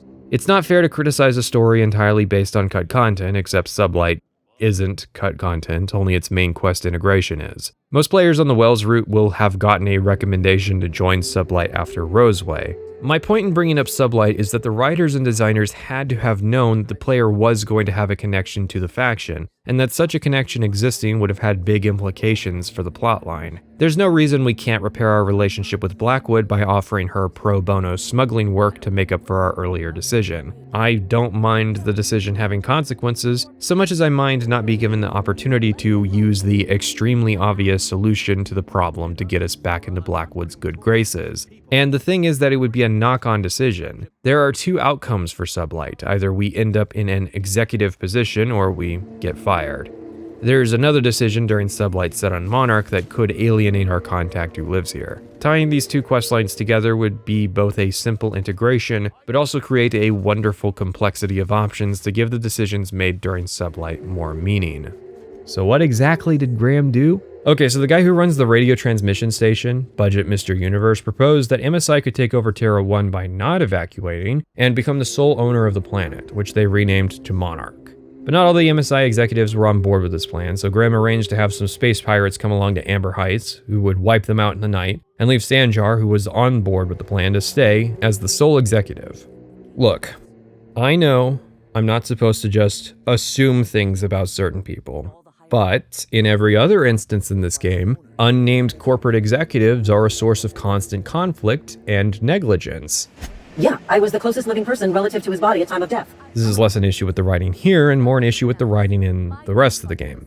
I think the worst thing that Graham does here is feel regret. Okay, so in a well-written game, killing executives would have been a more nuanced position. There might have been good people who were killed by Graham's actions, but what did Blackwood think being an iconoclast was going to entail? If they were ever successful, say in 5 years, what did she think they were going to be doing to the corporate masters? Politely asking them to stop? Was she just here for the feeling of community? Honestly, going off of what some of the members say, if Graham just came out and said, yeah, I did kill these people, Blackwood would instantly lose all of her leverage. I don't think the average iconoclast soldier gives a shit. The iconoclast peaceful ending is basically the same as an MSI victory anyways. I should clarify, since it had been a minute since I played the quest, Zora didn't know Graham had done this. She just didn't trust us to give us the mission that would lead to us discovering this information, and also the quest can't be completed without then giving it to her. So I'm actually giving her far too much credit in being a master manipulator of the situation, and also giving the story far too much credit as well. It seems like evidence of Graham doing this would be a bigger deal, and who we turn it into could drastically change things. So the fact that the only allowed outcome of the quest is that it gets turned into Zora further affirms that we are just on a pre-scripted roller coaster ride where the only decision we ever made was at the very start. I really don't understand why the Iconoclast storyline was built like this. There are many instances where I can go, but if this was New Vegas, then this would have happened instead. I think the key thing here, on that note, is that we are not applying that standard to a random side quest. The Iconoclast dilemma is one of the central conflicts that the game has. Arguably, Monarch is the game's single most important sequence for its narrative theming. These aren't a few forgotten details in a corner of the map. These decisions and design were some of the most impactful to the game's story that were made. If there was any one storyline that should be knocking it out of the park in Outer Worlds, this is it. Multiple choices, branching narratives, complex character backgrounds, motivations, relationships. That's the problem with the Iconoclasts. They get relegated to the same level of narrative complexity as, say, those ghouls that wanted to fly the rocket in New Vegas. Another thing is that the story focuses on the performance reviews of these characters, but the odd part is that the writer seems to be of the mind that the corporations were actually effective at categorizing people with high accuracy, because all of the reviews we read perfectly correspond to the characters. So Graham was always destined to be a bad leader because a personality quiz said so. That's pretty fucking bleak. Whereas you might typically expect at least one of the characters to have gotten a poor review, but to be capable of so much more than the corporation had thought, hence why they decided to rebel against the system. For the briefest moment, Outer Worlds had a moment of lucid quality before quickly relapsing into its tonal catastrophe of awkward humor, weak corporate criticism, and bad world building. Like, I wouldn't be surprised if the punchline is that the inciting incident for Graham really was that they didn't let him use commas as liberally as he wanted to. It's not surprising that 60% of players are gone before they even complete the quest to clear up the radio waves on Monarch. Anor Londo filters fewer players than Monarch. The writing does not strike a successful balance between humor and drama, and so you have these weird stories where I'm not sure how much investment is appropriate. Because every time you make a joke out of something that I thought was serious, it gets harder for me to take seriously the things that aren't supposed to be jokes. Hayes' idea. Clara, Hayes, Anders, Rebecca, Opal, Nyoka. Charon. He said it was some old myth, something about death and all the things we killed. And if the point is not to take any of it seriously and to just enjoy the game, bro, because of its humor, well, that's an even better reason to stop playing Outer Worlds. Also, at this point, it becomes obvious that there's a full ending for these dilemmas, but these full endings might not align with what you, the player, wants. For example, a big sticking point of the conflict is that Sanjar decided that the MSI smugglers supplying the Iconoclasts were no longer allowed to make deals with them. In other words, things were fine as long as Sanjar hadn't made this decision. So it seems like replacing Sanjar to keep Graham seems like just as valid an option as replacing Graham. What's interesting is that Graham is the second to last of the anarchists pushing back against the board. If you consider all of these characters, every single one of them is presented as being deeply flawed individuals. That's not a bad thing, but it was at this point in the first playthrough that I realized the actual theme of the game was not that armed revolutionaries are complex people, but just nihilism. Conflicts are more complicated than they seem, and that sucks. Being an adult is hard, guys. Let's just smoke weed and watch Rick and Morty. There's no right answer, and we're gonna make sure there's an asterisk to every decision that you make. Probably just so that people on the internet can accuse you of being an extremist because you picked the other side of a binary option in a video game than they had. Like, consider for a moment that the Stormcloaks versus Imperial's decision in Skyrim is more mature about how it handles a conflict between two flawed factions than Outer Worlds has been up to this point. And that was Skyrim, the game that pits nationalists versus imperialists. If this really was a New Vegas spiritual sequel, then Graham Bryant would not feel regret about what he did. There would actually be a mature dialogue about whether the thing Halcyon needs is internal reform like what MSI is planning, or a violent revolution like what the Iconoclasts are planning. Zora Blackwood would be a better voice of reason. Graham Bryant should represent violent change, but Blackwood should represent revolution through free living. The Iconoclasts are free. Instead of wasting their time trying to change Halcyon, they should focus on maintaining their freedom from the board and let the success of their independence be what changes the system. Live by example. Monarch is a microcosm of the broader conflict. This is a valuable educational opportunity about how these two options might play out, and you still have plenty of time to switch sides if you realize the option you are supporting was wrong, based on lessons you learned from Monarch. But that's what a serious game would do, and we're just here to have a good time. The Outer Worlds didn't have the development time to fully realize its vision, but it also doesn't seem to have had that great of a full vision to realize. I don't think more polish and time was going to make the game good. I hope this doesn't mean anything going forward. After we clear up the radio waves, the information broker running the comm station on Monarch sends Phineas the information he needs on the chemicals we're looking for to revive the Hope's colonists. Yeah, it's kinda easy to forget that we aren't just a traveling problem solver. Phineas determines our next step is to head to Byzantium. This is where the quest diverges and where I figure most people are likely to have their first contact with the board side of the questline. It's kinda interesting. For example, should we switch teams now, Monarch doesn't become a total waste of time as the board also wants you to complete that quest. The difference is that they want MSI and the Iconoclast broadcast ended due to being thought crime. But if you decide to turn Phineas in back on the Groundbreaker, then you'll be expected to do Monarch later in the game. So it's not a typical binary questline where you complete the exact same steps at the exact same times, but for a different colored team. It would have given the game more replay value had the board been a better faction. Before we take to the streets of Byzantium though, there is a short side quest line I'd like to do that I really feel is appropriate to put here. Back on the Groundbreaker, we got pointed towards looking for work at Sublight. They are a freelance smuggling and salvage operation, using the bureaucracy to mask their illegal operations. It actually makes sense why the board would keep a corporation like this around. Sublight are the system's scavengers. This means that despite how wasteful the main corporations really are, Sublight can pick their bones clean and return that waste back into the economy. Sublight is allowed to illegally operate on Monarch because it means that wealth can still be extracted from the planet. You lost a ship due to technical incompetence, Sublight will reclaim that ship, which keeps it out of Marauder hands. Our first job with Sublight is to recover a large amount of industrial gas into our fuel tank. The secret though is that it's at Cascadia on Monarch. Where that gas would just collect dust sitting in an abandoned Rizzo's facility, Sublight's bringing that resource back to market, and the only risk was an independent spacer. Our next job is to take over an abandoned space station, and we're on to the final quest. Despite only being 3 parts, the Sublight line is still pretty fully formed.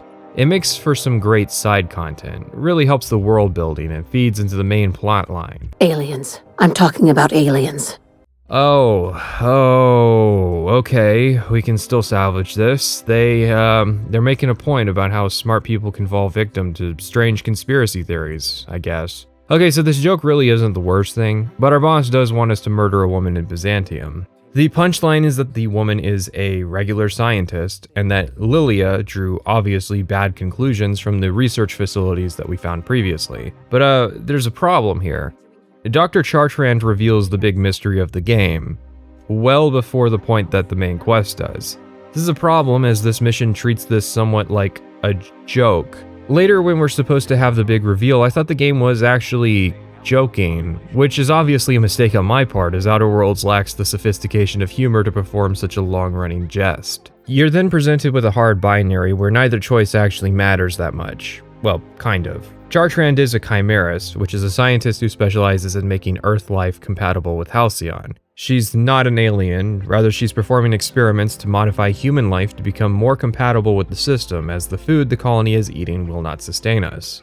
And I'm gonna copy the game here and pause. I'm sure you're expecting the inevitable 10 pages of discussion on this plot point, but it's completely out of sequence. The game has a whole cutscene prepared for this reveal, and Chartrand just spoiled it for us. And now I want you to relive the experience of finding out this information out of order like I had. It's a hard binary, but the consequences don't matter. You can spare Chartrand so she can go work with Phineas, but she doesn't, and she just disappears. Not even the omniscient ending narrator acknowledges what actually happened to her. You can get a promotion at Sublight for doing the deed, but other than a couple lines acknowledging the position in the DLC, that decision doesn't do much of anything either. Which is why Sublight is such an odd questline. In the original vision, Sublight was actually going to be part of the main quest after arriving on the Groundbreaker, and it was made optional due to complaints from lawful players. The very first iteration of that quest actually sent you directly to work with Lilia Hagen, who is the head of Sublight, the Sublight Shipping and Salvage. But we got a lot of feedback from people that they didn't like being forced to work directly with a criminal organization. They wanted the option of not doing that. I can't imagine the sequencing on how that was originally supposed to work, though. It is good that it tries to tie in a side story with the main plotline of the game, it's just out of sync with that line. It'd be better to refine its tone and material, but also gate each leg behind the main quest progression. We should not get the final part until after the point in the main story when the food crisis is already revealed. So instead, let's talk about skill checks. Outer Worlds uses them quite a bit. They're a handy tool in a game with a comprehensive skill system to give the player some agency and dialogue. I'm good with the medical skills, so I unlock dialogue related to being a doctor. But I do have some problems with how Outer Worlds handles it. I agree with Salt Factory's assessment that in any situation where a skill check is possible, that it's an overpowering temptation to select it. It does not matter if killing Sprats awards more experience than a level 1 skill check. I'll still prefer the level 1 skill check if I agree just enough with what's being said in the line, especially on Supernova difficulty. I once convinced a woman to return to civilization for experience, only to then shoot her for even more experience. I could have just killed 3 or 4 marauders for the same amount. New Vegas kind of had this problem, but Outer Worlds is worse for telling you that you've gained experience during the dialogue. Dopamine gained. Even then, skill checks in New Vegas were weighted somewhat equally with non-skill checks. They are alternative solutions based on the character you're playing, not always superior options. Outer Worlds also does things more arbitrarily than New Vegas. What level a skill check will be depends on where in the game you are, rather than how difficult that check should be. To give an example, a level 15 lie check might be convincing a kid that my disintegration ray is actually just teleporting people to another dimension, but it would be a level 100 lie check against an adult who has seen disintegration rays before. Rather, convincing people of things in Edgewater is just easier than other places because Edgewater is of a lower level. That makes some sense since people in Edgewater aren't well educated, sure, but some of them are specialists who would be very difficult to convince of a lie related to their field. It is gamified to make sure that the skill checks stay around the level that the average player could complete them. That's not a bad idea to start out with, but players should be sufficiently specialized by level 5 to not need these training wheels on throughout half the game. These are supposed to be role-playing opportunities, they really shouldn't be scaled to the player. But the biggest problem is that companions contribute to your skill rating. That sounds good, but the problem isn't that companions are unlocking additional dialogue options, but that because I have a doctor on my squad, I am better at medical checks. I enjoyed the very rare occasion where I was allowed to suggest using a crew member's skill set, usually Ellie's, rather than possessing complex technical information simply because they also were in the room. You gotta fight through or figure out some other way to exterminate them. Maybe the ventilation system? And will again. We ought to be taking any opportunity we get to bury those critters in lead. Direct and aggressive. I always did like your sensibilities. You know when to strike and when to wait. Shame what came of your crew. Crews are for ships. They were a family. Close enough.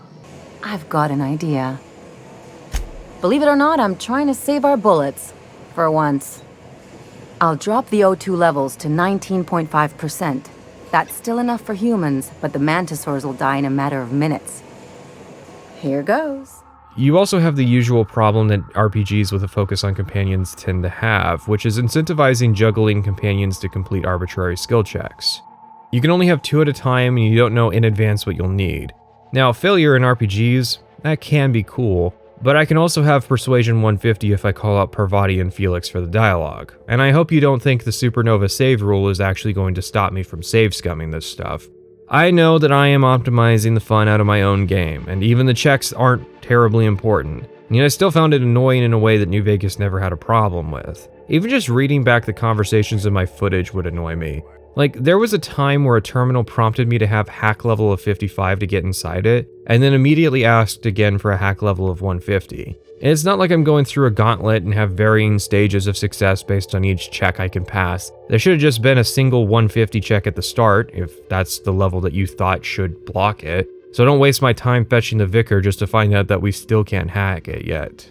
The game's sense of humor combos with its dialogue to create a nightmare experience, as though every person in your day-to-day life has been replaced with Redditors and Marvel characters, and then proceeds to make the game very dialogue-heavy. It's not a coincidence that I think the game's strongest sections in Monarch and Gorgon were also the parts that had the longest sections without dialogue. What I realized about the skill checks is that they're written in Outer Worlds with the assumption that players would prefer to pick them over regular dialogue, but in New Vegas they weren't. The resulting difference is that sometimes it feels like the only intelligent thing you can say in a conversation is gated behind some kind of requirement that it shouldn't be. That design difference probably stems from the response to New Vegas dialogue and the general fetishism for skill checks in RPGs that would follow. Rather than treating checks as optional role-playing, it seems to be viewed that you should be specialized in a dialogue, stealth, and tech skill of some kind and use skill checks at least 1/3 of the time that they're available, if not more. Basically, the fact that people liked them a lot in New Vegas led to attention being placed on them in the wrong places for Outer Worlds. Byzantium was a Greek city-state that was much later renamed to Nova Roma by a guy who, after he died, had the city renamed in his honor to Constantinople. Naming the city Byzantium in Outer Worlds seems to be a historical allusion with a degree of separation. The Americans are the Romans and Halcyon are the Byzantines. I'm sure that metaphor makes the history nerd's eyes twitch, but that seems to be the best explanation for why the city was named that beyond, I don't know, it sounds kinda rich. Byzantium is a haven for the elite in Halcyon, because, of course, you can't have an exploitative capitalist system in a story without exploiters being present somewhere. The luxure of the city is an obvious facade, but there is still an air of classism and high culture snobbery. There are a lot of comparisons made between Byzantium and the actual city of New Vegas. Both are goals for the player, Byzantium more esoterically due to not being able to see it in the distance, or not being in the title. However, unlike New Vegas, Byzantium is not really a content hub. Outer Worlds relies on having these smaller world segments dividing up content, so when you arrive it isn't unfair to think that the city is going to be comparable in length to Edgewater and Monarch, but in a more urban-focused environment. It's probably even more surprising to learn just how close you are to the ending when you first arrive, especially if we assume most players side with Phineas in the first playthrough. In the no-clip documentary on Outer Worlds, it's discussed that there were cuts to the main quest early in development, but also a great deal of talk about focus on design being on replayability, rather than making a 100-hour RPG. I only replayed Outer Worlds because it had been 8 months between my first playthrough and starting to write the script. I was not looking forward to a second playthrough during or after my first. If I didn't have this channel, I probably wouldn't have even completed the first playthrough, let alone gone for a second. Do not mistake my second playthrough as some sign of quality. In reality, it's because I had easily forgotten most of the game. Given how bare bones the fan wikis are for this game, I think it's a fair wager that replayability was less a design goal and more of a design fantasy. Of course, this was the same documentary that also claimed the humor was necessary because the subject material was too dark. The secret is human corpses. Right. We'll see how necessary the humor is for the game when we get to Gorgon, but I think the barren nature of Byzantium makes the effort in the Vale all the more worse. Terra 2 was supposed to be an interconnected planet, hence why there is promotional art showing Byzantium off in the distance. But because Byzantium is in its own area, complete with a special nav key just like Roseway and Stellar Bay, it sets an expectation that it can't meet. And, well, it should be pretty obvious with how the game has been written up to this point that Byzantium is going to be more of the same. So if the humor and writing was better, it would also be great if Byzantium was a complete section. But the devs are right that I am thankful that the last act is so short, just not for the reason that they think. Should we arrive here from the Groundbreaker, then our objective is to meet with the adjutant of the chairman of the board, Sophia Akande. She serves the same role as Phineas for the board side. Or if you're like me, you can use her landing pad and then proceed to awkwardly avoid her and take the elevator, so I can go do a couple quests in the city to get my hands on a hat that boosts my perception.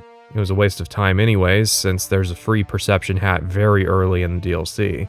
There is an interesting dynamic to the board. Chairman Rockwell is characterized as being an absent moron, while Akande is effectively running board operations in Halcyon. She is a patiently ruthless woman, but since she's working for the bad guys, she has to be critically unintelligent wherever necessary to facilitate the plot. She will call you if you dodge her up to a point on Phineas' side of the questline, but if you approach her first, then she'll want a trial period to verify our capabilities and intentions. Our first task is to assassinate a local cartographer. Apparently, she will tell us that Akande wanted Edgewater literally erased from the map, which I never saw that dialogue. It's interesting because it's setting up a future plot point on the board line. Seems like that's kind of important information for me to be reading about on Fextra Life. You can spare the cartographer if your conscience is an issue. All you'll lose is money. The dynamic, I believe, is that greedy, money-minded players are going to be drawn to the board side.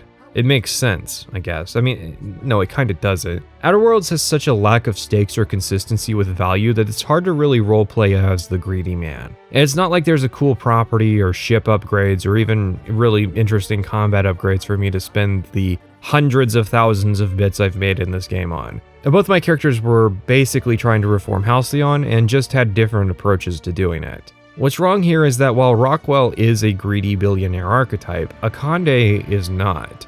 Her game plan doesn't seem to be self-enrichment, considering how much money she wastes or leaves sitting out on the table. She is written similarly to how a character who is ideologically motivated in their faction is written, but the board has no underlying ideology. There's no given reason for her to be so close-minded in her operations. I say this because her next big unique quest is really stupid. We meet with Wells, plant a beacon on his station. If you side with him, you can plant a corrupted beacon to buy him time.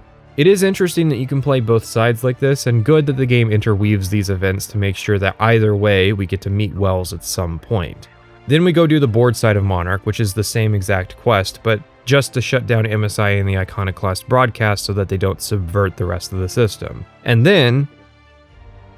And then... Adjutant Sophia Akande wants us to go take Edgewater off the map. My pleasure. But, well, this is a common breaking point for the board plotline, so let's back this up a step. Akande shows us a recording of the chairman revealing an issue to the colony. We get exposed to this on the other side after we break into his office for Wells. This is a real deal cutscene, establishing the central conflict that will be for the remainder of the game. This is supposed to justify the board's actions and radicalize Dr. Wells further to complete his mission to revive the Hope's colonists. Everyone will slowly stop living from malnutrition. But we're doing it together, and that's what matters. I fucking swear, if someone doesn't give me something to read that will placate the masses soon, all of you will find yourselves violently unemployed. I don't even mind that it has comedic outtakes included. In fact, I like that Chairman Rockwell is having such difficulty with trying to spin the imminent crisis in any kind of positive light. But the crisis is that the colony is going to starve, or the food is not nutritious enough. We're all going to die of like scurvy. Or no, I think it's scarcity, because they're going to stockpile the remaining food, put the workers in the stasis, and have Byzantium survive on rations, that would be calories. But then why were the people in Edgewater suffering from weakened immune systems? Why was Dr. Chartrand trying to modify humans to get nutrition from Halcyon species? It's gotta be vitamin deficiencies. The idea is further stated that this has been happening for some time and that people are going to begin to invisibly starve as the food they're eating will stop doing anything. There is no such thing as an invisible food crisis. Whether the issue is calories or vitamins, the signs are always obvious, especially to anyone who's educated. Dr. Wells should not be surprised at this revelation, but he has to be, because there wouldn't be any valid reason for him to keep the issue a secret from us. And it has to be kept a secret from us for some reason, especially since that might inform our decisions when it comes to keeping certain scientists alive up to this point. So he has to not know. He has to not know because we have to wait for the cutscene to tell us. Why did this have to be a third act reveal? Imagine a version of New Vegas where you don't find out about the Hoover Dam in the intro cutscene, but only after you talk to Mr. House. Of course that's stupid. You get told up front what the issue is, and that informs a lot of quests hours before you even reach the Colorado River. The central conflict in New Vegas is power, both literally and metaphorically. Halcyon is under another resource conflict for something even baser, food, and it gets treated like a mystery. But really, the story doesn't feel like there's a missing element that we're dying to have revealed. It feels as though it's just meandering and giving the occasional lame take about capitalism. A contributing factor is that in most modern AAA games, it is very believable that a game would lack a central theme and just be lame takes all throughout.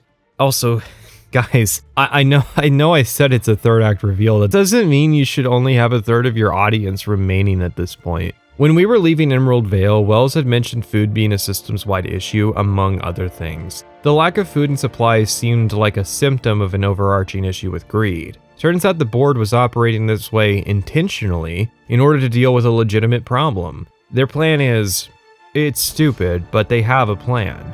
The reason the board isn't trying to awaken the Hope colonists is because it doesn't want to dump tens of thousands of new mouths to feed onto an already starving system. Dr. Wells is convinced that the people aboard are useful, but he's also insisted on seeming to want to awaken everybody because he doesn't know about the central conflict. Once he finds out, it seems like the first thing we would try to establish is that Wells should be allowed to awaken some colonists, specifically people who are more specialized in biology, chemistry, and nutritional science. The board scientists are set up as being jokes, getting awards for making a product that is a fraction of a percent better.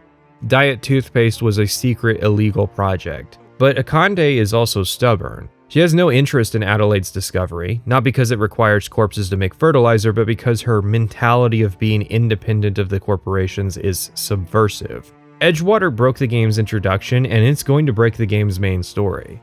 You cannot compromise on wiping out Edgewater. No secret evacuations in the night, no falsified reports, and not even really consequences. For example, Parvati will take issue with us killing Reed Thompson and need a skill check to stay on our crew, but we can wipe out Edgewater without any objection from her. Any thoughts? I could probably spend years fixing this boat, stem to stern. That's what pussy does to a motherfucker. Okay, so Parvati and Felix can object to this, but only if they're present when we get our assignment from Akande. They can know about and participate fully in the plot to murder an entire town. It's only if they have to talk to Sophia Akande that they'll raise an objection with you. This is the biggest Bethesda moment of the game. I figured the designers didn't make the anti-board crew members more furious with us just because of the inflexibility of the quest. As in, it would be pretty rough to penalize players harshly for a quest that has only one resolution. Foundation only happens on the board side of the questline. Wells has no equivalent moment sending us back to Edgewater. I don't know, maybe Wells could have us recruit Adelaide or get her research if she had died. Maybe we should try to get her research independent of which side that we are doing. So it seems like if you didn't have the time to flesh this quest out, it'd be better to just cut the entire thing. I mean, this is a big deal in the story. Let's run with the assumption that this was left in order to serve as characterization for Sophia. Why does she want this to happen this badly? Earlier in the game, you can find out that the Edgewater geothermal plant's auto-mechanicals had their targeting parameters set to humans in order to exterminate the plant workers, in order to cut down on payroll. Akande actually commends this action and says that the person responsible was promoted for lateral thinking, but why?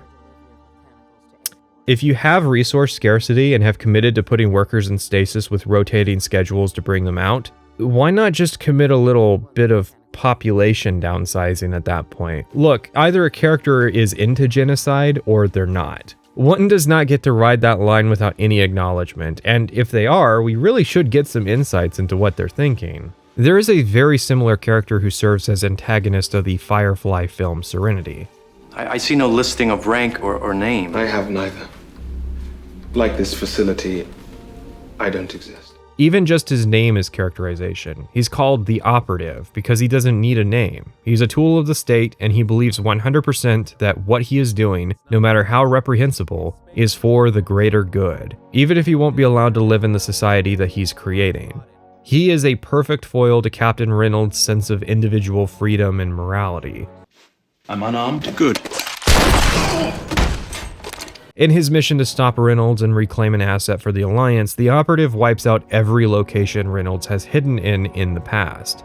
That was not a forced narrative event. It is a logical outcome to a series of scenes preceding that point in the movie. He has an ideological conviction because the Alliance as a faction is more than just a syndicate of greedy corporations. Conviction is where they are similar, but Akande is different because she gets to be a policymaker as well as enforcer. She wants to deal with the food crisis, and she's doing that by increasing the power of the central government. Cool, got it. That could very easily happen in the real world.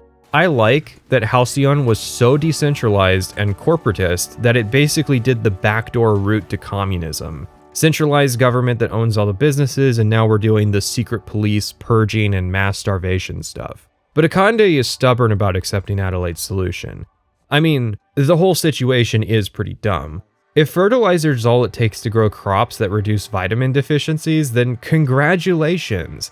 There are dozens of ways to acquire fertilizer. Bodies are just the low-tech option. Of course, that's assuming Adelaide was using fertilizer to grow Earth food, not Halcyon food. But they also have just regular chickens.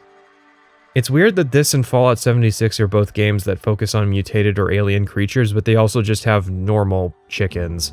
Do you see what I mean with the food crisis? It doesn't really track because in a technological society, it's an extremely solvable problem. You can chemically synthesize fertilizer, vitamins, even food.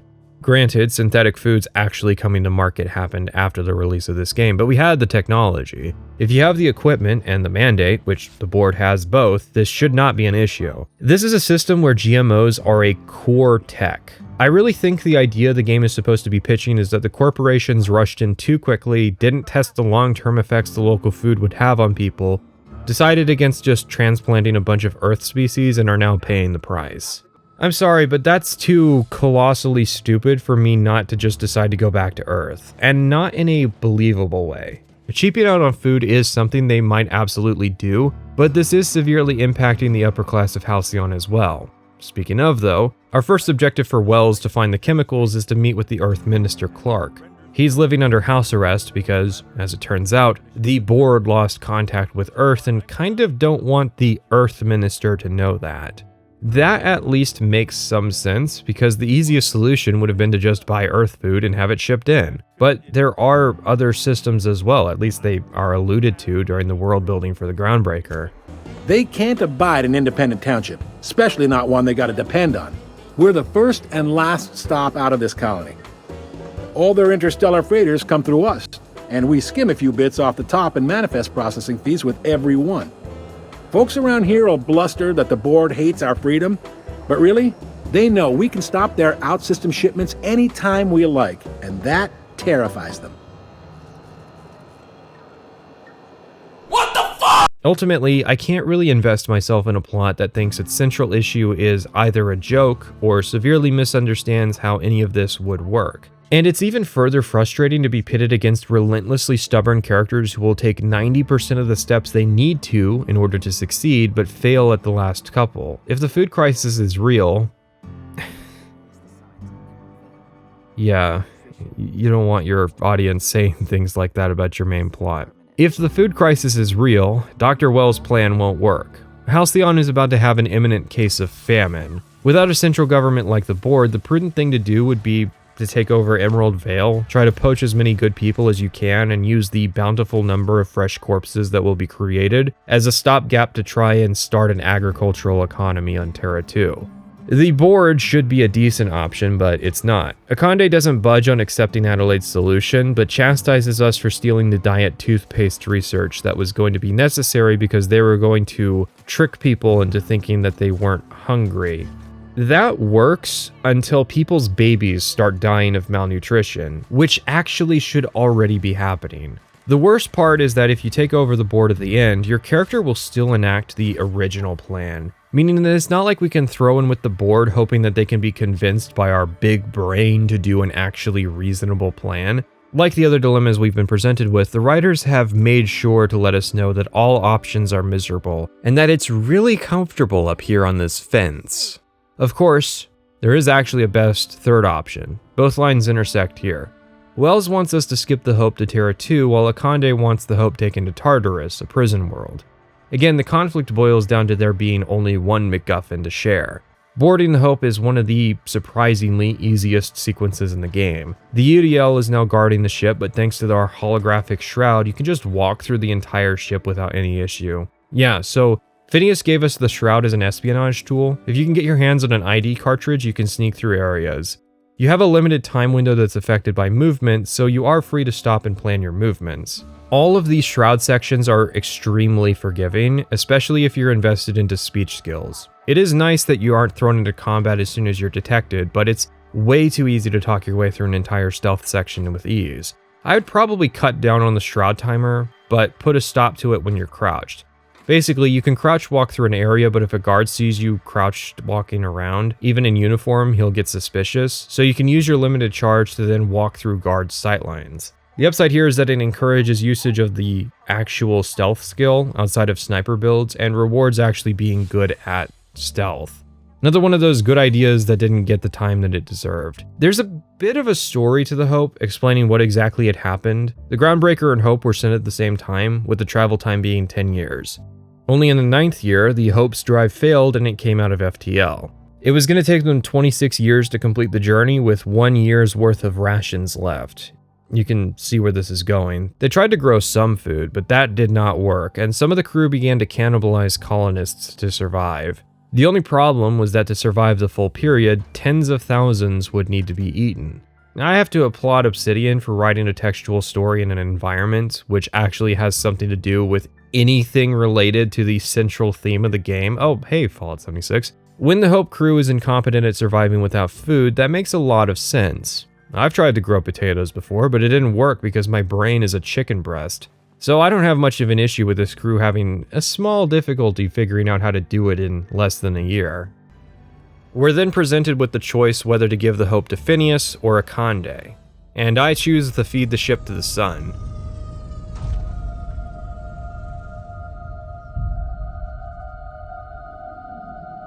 Honestly though, for real, that's definitely the game's best ending. Deprive everyone of the ability to enact their bad ideas. Dumb choices were something that Obsidian leaned into following New Vegas, where new dialogue is unlocked by having minimum intelligence. So I have to commend them for giving the playstyle its own ending. Alright, praise is over, let's get into the actual ending that players saw.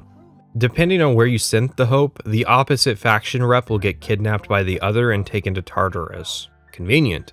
We either have to assault the prison or fight through a prison riot. Factions you assisted previously will arrive to provide aid, these being the Iconoclasts, MSI, and the Mardettes. Remember them? The people aboard the Groundbreaker. Why are any of you guys here? Honestly, I don't even need the help. I can stealth and speedrun my way past the entire encounter. More people than necessary are dying because I did you guys favors. I do enjoy when games let you pay off past quests in the finale, but this is obviously kinda rushed. Should Rockwell die, which, well, I didn't see him on my way here, that just leaves Wells and a Conde. Rockwell is just a Conde's replacement should you kill her anyways. There are some tricky skill checks here, which were actually changed by the DLC.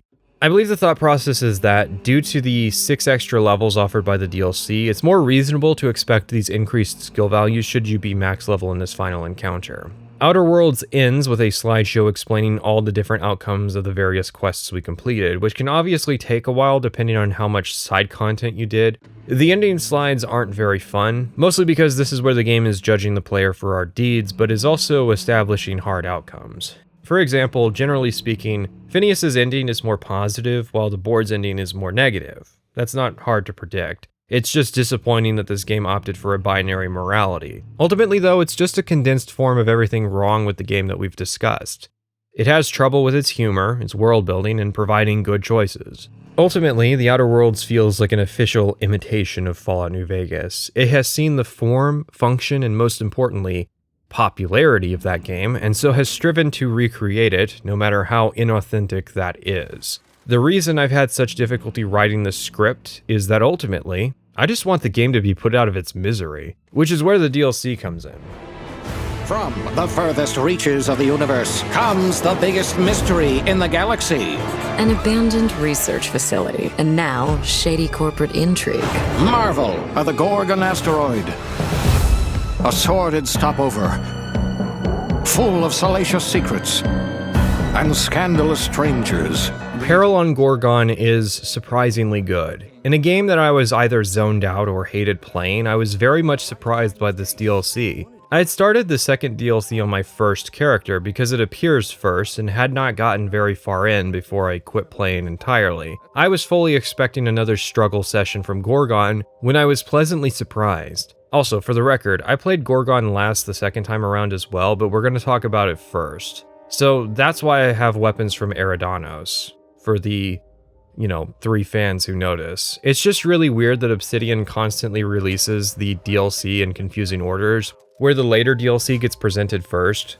That said, I am glad I ended things with Gorgon and not Eridanos. It's kind of like ending Morrowind with Blood Moon, except Blood Moon was actually the last expansion. There are a lot of times where I can suss out the true potential of games I cover. Outer Worlds struggled greatly at that for me, but it was Peril on Gorgon that really made me think that Obsidian could have made this a good game had it just been made more like this. Of course, being the DLC, it's able to be a response to some of the criticism the original game had gotten. The main thing to note is that the awkward humor has been toned down significantly. Most of the jokes actually landed, and the humor did not get in the way of dramatic storytelling. The world building is also logical. It ties into a major component of the original game and tells a compelling story with it, to the point that I wish Peril's story was the main plot, even if that would have been blatantly a ripoff of Serenity. The sequence was also mechanically compelling, as in, the world design actually functioned to create interesting environments both visually and in terms of exploration and combat. Dare I say, Peril on Gorgon is actually great. The greatest proof, though, is that I spent days struggling to write through the ending for Outer Worlds, but discussion on Gorgon just flows onto the page with renewed enthusiasm. If I had abandoned this project in 2022, I would have played everything in Outer Worlds except for the part that I ended up liking, and I would have walked away from the early part of Murder on Eridanos assuming that both of the DLC was just more nonsense. When I was telling people about Peril, they seemed surprised at what I was saying, so I think this is a pretty common view on this game. And the reason why was as obvious as the answer to the question, so how do I play it? Which is that you need to make main quest progress in the Outer Worlds. It's hard to recommend this DLC simply for that reason. To unlock Peril, you have to complete Radio Free Monarch. You know, that achievement only 41% of Outer Worlds players have. That one you get after Emerald Vale, as well as Monarch. We'll receive a corpse in the mail containing an audio recording asking for help. Well, that was the Firefly version of this plot. We only received the hand. Before you think some of these could be coincidences, it is important to remember Firefly only had 14 episodes and a movie. It's not like it did everything by merit of just being a long-running show with tons of seasons. I like scenes where the crew is sitting at a dinner table discussing things, and it really makes me wish they had done more like this with the base game. We make our way to Ambrose Manor to take up the job that this man had lost his hand over. We were not expecting company. Please follow. Do not stray from the path. Aw, that's no fun.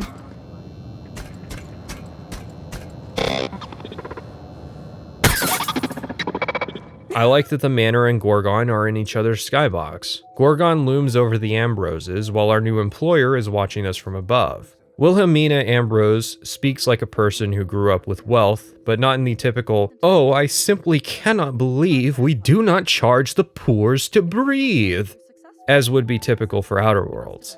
The job is straightforward. Her mother was the head of research on Gorgon, and we need to recover her journal. I may have over-prepared for the mission. Almost everything seemed to indicate that it was going to be dangerous as soon as we landed, but turns out there is already a sliver of civilization at the dock being run by Sublight. I was actually hoping that Gorgon was going to be a continuous mission where the crew would get pushed to their limits. Still, it's not bad, just, familiar if you've seen the film Serenity. Serenity centers around a secret that the ship's psychic crew member had learned during her stint being experimented on. When the Firefly crew had their options taken from them, Reynolds makes the literal executive decision to undergo an extremely dangerous mission to visit a planet deep in Reaver territory. So, the Reavers were this mysterious force of savage men. Firefly did a good job setting up their threat as well as making people curious what exactly they were. Gorgon and the Marauders is a repeat of Miranda and the Reavers. Only we don't have to make a daring trip through Marauder space to reach Gorgon, but Peril also spends more time on this plotline. Similarly, Miranda was about how the Reavers were made, and Gorgon is about how the Marauders were made. But Peril focuses more on the specifics, while Serenity didn't have as much time for that. It is a smart distinction to make. It's pretty obvious up front that Spacer's Choice made the Marauders with Adrena time. The DLC does not even try to pretend that that is a mystery. We're more so figuring out how it went wrong, rather than what went wrong. We are gradually unpeeling layers to the facility, and it is pretty unsettling. For instance, a woman wants us to find her husband who wasn't able to evacuate with her. We do, well, specifically we find his journal, which includes an account of the gradual transformation he had into becoming a marauder. Even though he didn't have a substance problem, he needed the drug to stay awake long enough to keep guard, which saw him eventually becoming a marauder. And the best part is that neither Felix nor Ellie interrupt to say at least he didn't live a substanceless life. Eh? Get it? I can't say it enough. The companions reprised their roles and got to participate in the story more seriously. The only disappointment I did have was that Nyoka didn't seem to have any lines to acknowledge the unique monsters on Gorgon. There are also occasions where you have to leave the planet and go to other places in the system. This is so that we can catch up with some of these surviving researchers. I don't really know if this adds a whole lot to the story. Of course, we have to leave so that we can get boarded by mercenaries trying to shut us down. Or, well, attempted boarding. It gets reversed and ends badly for them. Like, it's a funny sequence. It's actually trying to space out the big revelations with something more lighthearted. And it's not just a quip that sabotages a serious moment, but an actually funny sequence about a sports team turned space pirates. And then we get to the serious moments. What had happened was that Spacer's Choice conceptualized the product of Adrenatime and what it was going to be capable of, and then tasked the research team to create the drug from there. That was obviously backwards and created a ton of issues, namely that they needed a ton of research subjects due to just how many different effects the drug was supposed to have. Each department had issues with bad expectations, which led to a horrible feedback loop that increasingly broke things down. There wasn't a part of this entire project that had good motivations because everyone was stuck inside the misery machine. Spacers wanted the drug to change people, to make them even more effective workers, to squeeze even more productivity out of their own people. On Miranda, the Alliance had messed with the atmosphere using the existing terraformers. The aim was to reduce human aggression, but they accidentally gave the entire population a lethal case of lethargy. Well, except for a tiny percentage who became more aggressive. The Reavers were punishment for the Alliance's hubris of trying to control human behavior. So, kinda similar. Our first task is to gain full access to the full facility. Once we have that, we can really start getting into the awful things that happened here. The best part of Gorgon for me was playing it on Supernova because you have to continually retreat to stealth stuff and sleep. Honestly, the pay from the job was significantly less than the money I made from salvaging gear. It also really seemed like a sequence where having Supernova on actually enhances the experience. Beating the game on Supernova was pretty much just motivated by me wanting to say that I had done it on my YouTube channel, as between the Vale and Gorgon it's almost completely imperceptible. But on Gorgon, Supernova actually accentuates the gameplay. It's just a shame that again you have to play Outer Worlds on Supernova to experience it. A lot of the storytelling is done through terminals and somewhat uncommonly a few audio logs. These are actually surprisingly well done, and I read all of them, even the redundant ones, because an email will exist in the recipient and the sender's accounts. It really made Gorgon feel like a big, interconnected facility of conflicting departments. I think the key detail is that the written text doesn't waste time or information and does not feel out of place with the level design. It's not thrown in haphazardly, but in important offices either at the beginning or end of an area so that it doesn't feel like a massive disruption of the game's flow to stop and read for a bit. Each step in the Gorgon main questline gets worse and worse. It starts typical, bad working conditions, a hasty evacuation that got people killed, corporations killing their own employees. Nothing new, I've played Outer Worlds. And then we find the conditions the research subjects were living in and being experimented upon in. The most sobering part being disposals, which were so common because Spacers wasn't happy with any of the produced compounds. This isn't just a bleak message about Spacer's Choice executives being casually cruel. Everyone involved lost their humanity. The prisoners that were subjected to this and turned into mute cubes when they died. The researchers who had to live with the constant human death becoming numb to it. When you say you need humor to space out dark subject material, this is about where I would expect you to be operating at. Like, it's not the worst thing I've seen in sci-fi, but it's appropriately horrible. A good balance between being too tame and too edgy. Moreover, it does a lot for a group of generic raider types that the game had. I mean, back in Edgewater, there was some allusion to the relationship between Adrenatime and Marauders being generally wild and aggressive, and my thought at the time was pretty much just that it was a convenient excuse to have nameless bandits for the player to kill in between objectives. The least I can say is that it made me feel just a little bad for farming Marauders. Not a lot, only a little, but that kind of speaks to Gorgon's strength that it could move my black heart. Not all the Marauders are test subjects, and it would be interesting to know the pipeline of how this epidemic is working. For example, is the board concerned about Adrenatime addiction? Do they allow it to happen so that the population downsizes? Spacers is owned by the UDL, who use the board as a puppet government, so Gorgon being exposed could be a problem, but you would also think the UDL would be working harder to clamp down on Adrenatime to cover it up, or that they actually wouldn't care because there's nobody to punish the UDL anyways.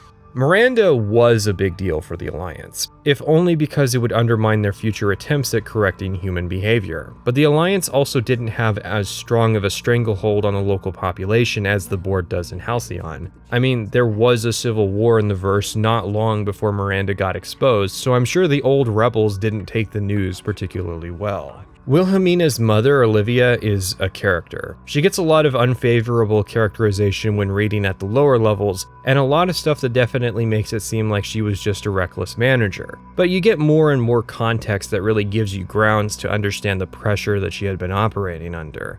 She's also trying to keep the project dead and to let the Marauders live in relative peace. She's an actually complex premise for a character that you are allowed to judge on your own and make a decision regarding later in the story. I know, what a novelty. Olivia does try to pretend that she isn't the mysterious voice, even though the only twist bigger than it being her would be if it wasn't. We ended up coming across a Pam bot, which is like Sam but focused on worker productivity. If you follow the general rule of bringing Sam to discussions with robots, then you get treated to an amusing dialogue of Sam recharging her batteries. Greetings, Pam. Don't get swept away by the sleaze of your filthy, worthless existence. Let Sam neaten up your life. Work fortifies the spirit. Let Pam optimize the routines of your life for maximum productivity. Sam units. If we can't clean it, we'll destroy it beyond recognition. All Pam units have been programmed to encourage a worker's competitive spirit. Well done. Continue destroying the competition on behalf of Spacer's Choice. Got a lust for dust? Sam does. Pam believes in the power of a well-organized spreadsheet. Cleanliness is next to lawfulness. I can almost believe that they've made some sort of deep connection that bypasses reason completely. Nobody tell Ada. What's nice too is that only 2 of the 6 companions can help us with this, and doing so sends in Pam forward to clear out a couple Marauders. For a brief moment, it's almost like I'm playing New Vegas again. Towards the end of this final facility, we've gotten our hands on our objective, the journal. But it's pretty obvious at this point in the storyline that the situation's a bit more complex than simply giving Minnie the journal back so she can kick up the Adrenatime project again. You can agree that Project Gorgon is best left buried, give Minnie the keys to try and likely fail again, or go through a rather tricky process to reconcile Olivia and her daughter into working together to try and cure Adrenatime addiction. It's not amazing, but for a DLC it does a lot of things right, and it accomplishes those goals by not falling into the same pitfalls that Outer Worlds had suffered. Which raises a good question. Why weren't the problems more obvious in development? Sadly, the answer is not that Obsidian just learned, because we still haven't been to Eridanos. There is an odd quest randomly in the middle of Gorgon with some lost mercenaries arguing over what a llama is supposed to look like. So whatever corruptive influences at Obsidian didn't get silenced, just restrained for this one DLC. So in other words, Peril on Gorgon is not a guarantee that Outer Worlds 2 won't have the same exact problems. In fact, if anything, the trailer indicates that they will absolutely repeat the issues that the first game had. On the outer worlds of the outer worlds, there's a place that's full of cheer. You'll see happy waves, thanks to Rizzo's dream. Murder on Eridanos was the second and final piece of Outer Worlds content, at least until the Outer Worlds 2. The premise of this DLC is that an actress was murdered. We get a nice cutscene to see it. Well, not literally. The circumstances of her murder are completely different. So, film people, why does this cutscene look so good during the black and white part, but when it's in the color, it just looks so, like a video game? Anyways, we get a call on account of pretending to be Captain Hawthorne as the Grand Colonial Hotel wants to hire an outside investigator to solve the mystery of Halcyon Helen's death. Now look, I get complaining this early might seem unusual.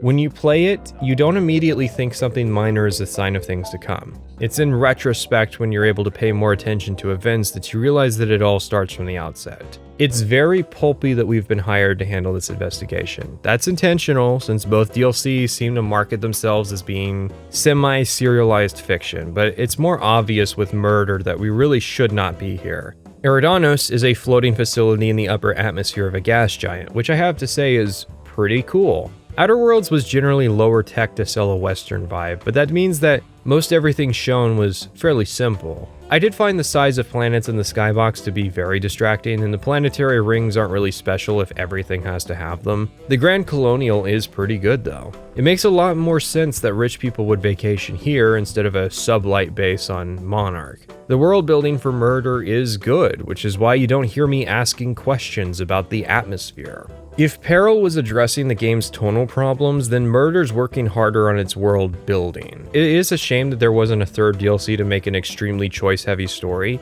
Eridanos does bring a return to large amounts of humor, but it's still better balanced than the base game. It keeps the comedy and drama separate, but still sets up a ton of decent punchlines. The dynamic of the hotel also works really well. You have the facility admin, the constable, and the guy running sublight in the area. The contracts are convoluted, and everyone hates everyone else, meaning that they need us, an outsider, to investigate the murder, as everybody here has a bias.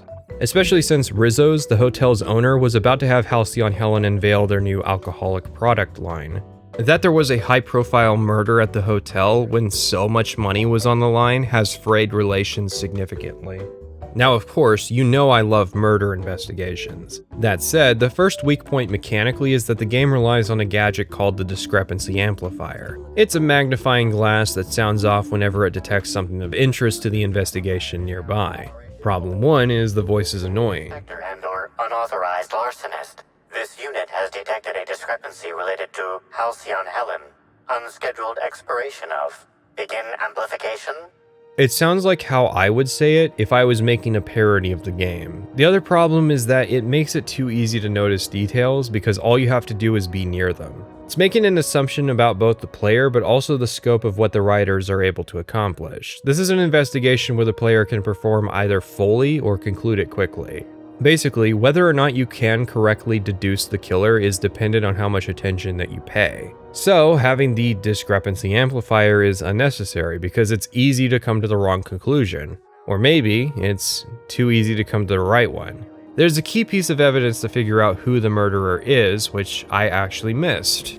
But I did not need it to figure out that the administrator was the murderer. There were two main reasons that I deduced this. The first was in-universe, which is that of the investigation I did, nobody seemed fully guilty. The other was an out-of-universe reason, which is that you never actually meet the administrator in person.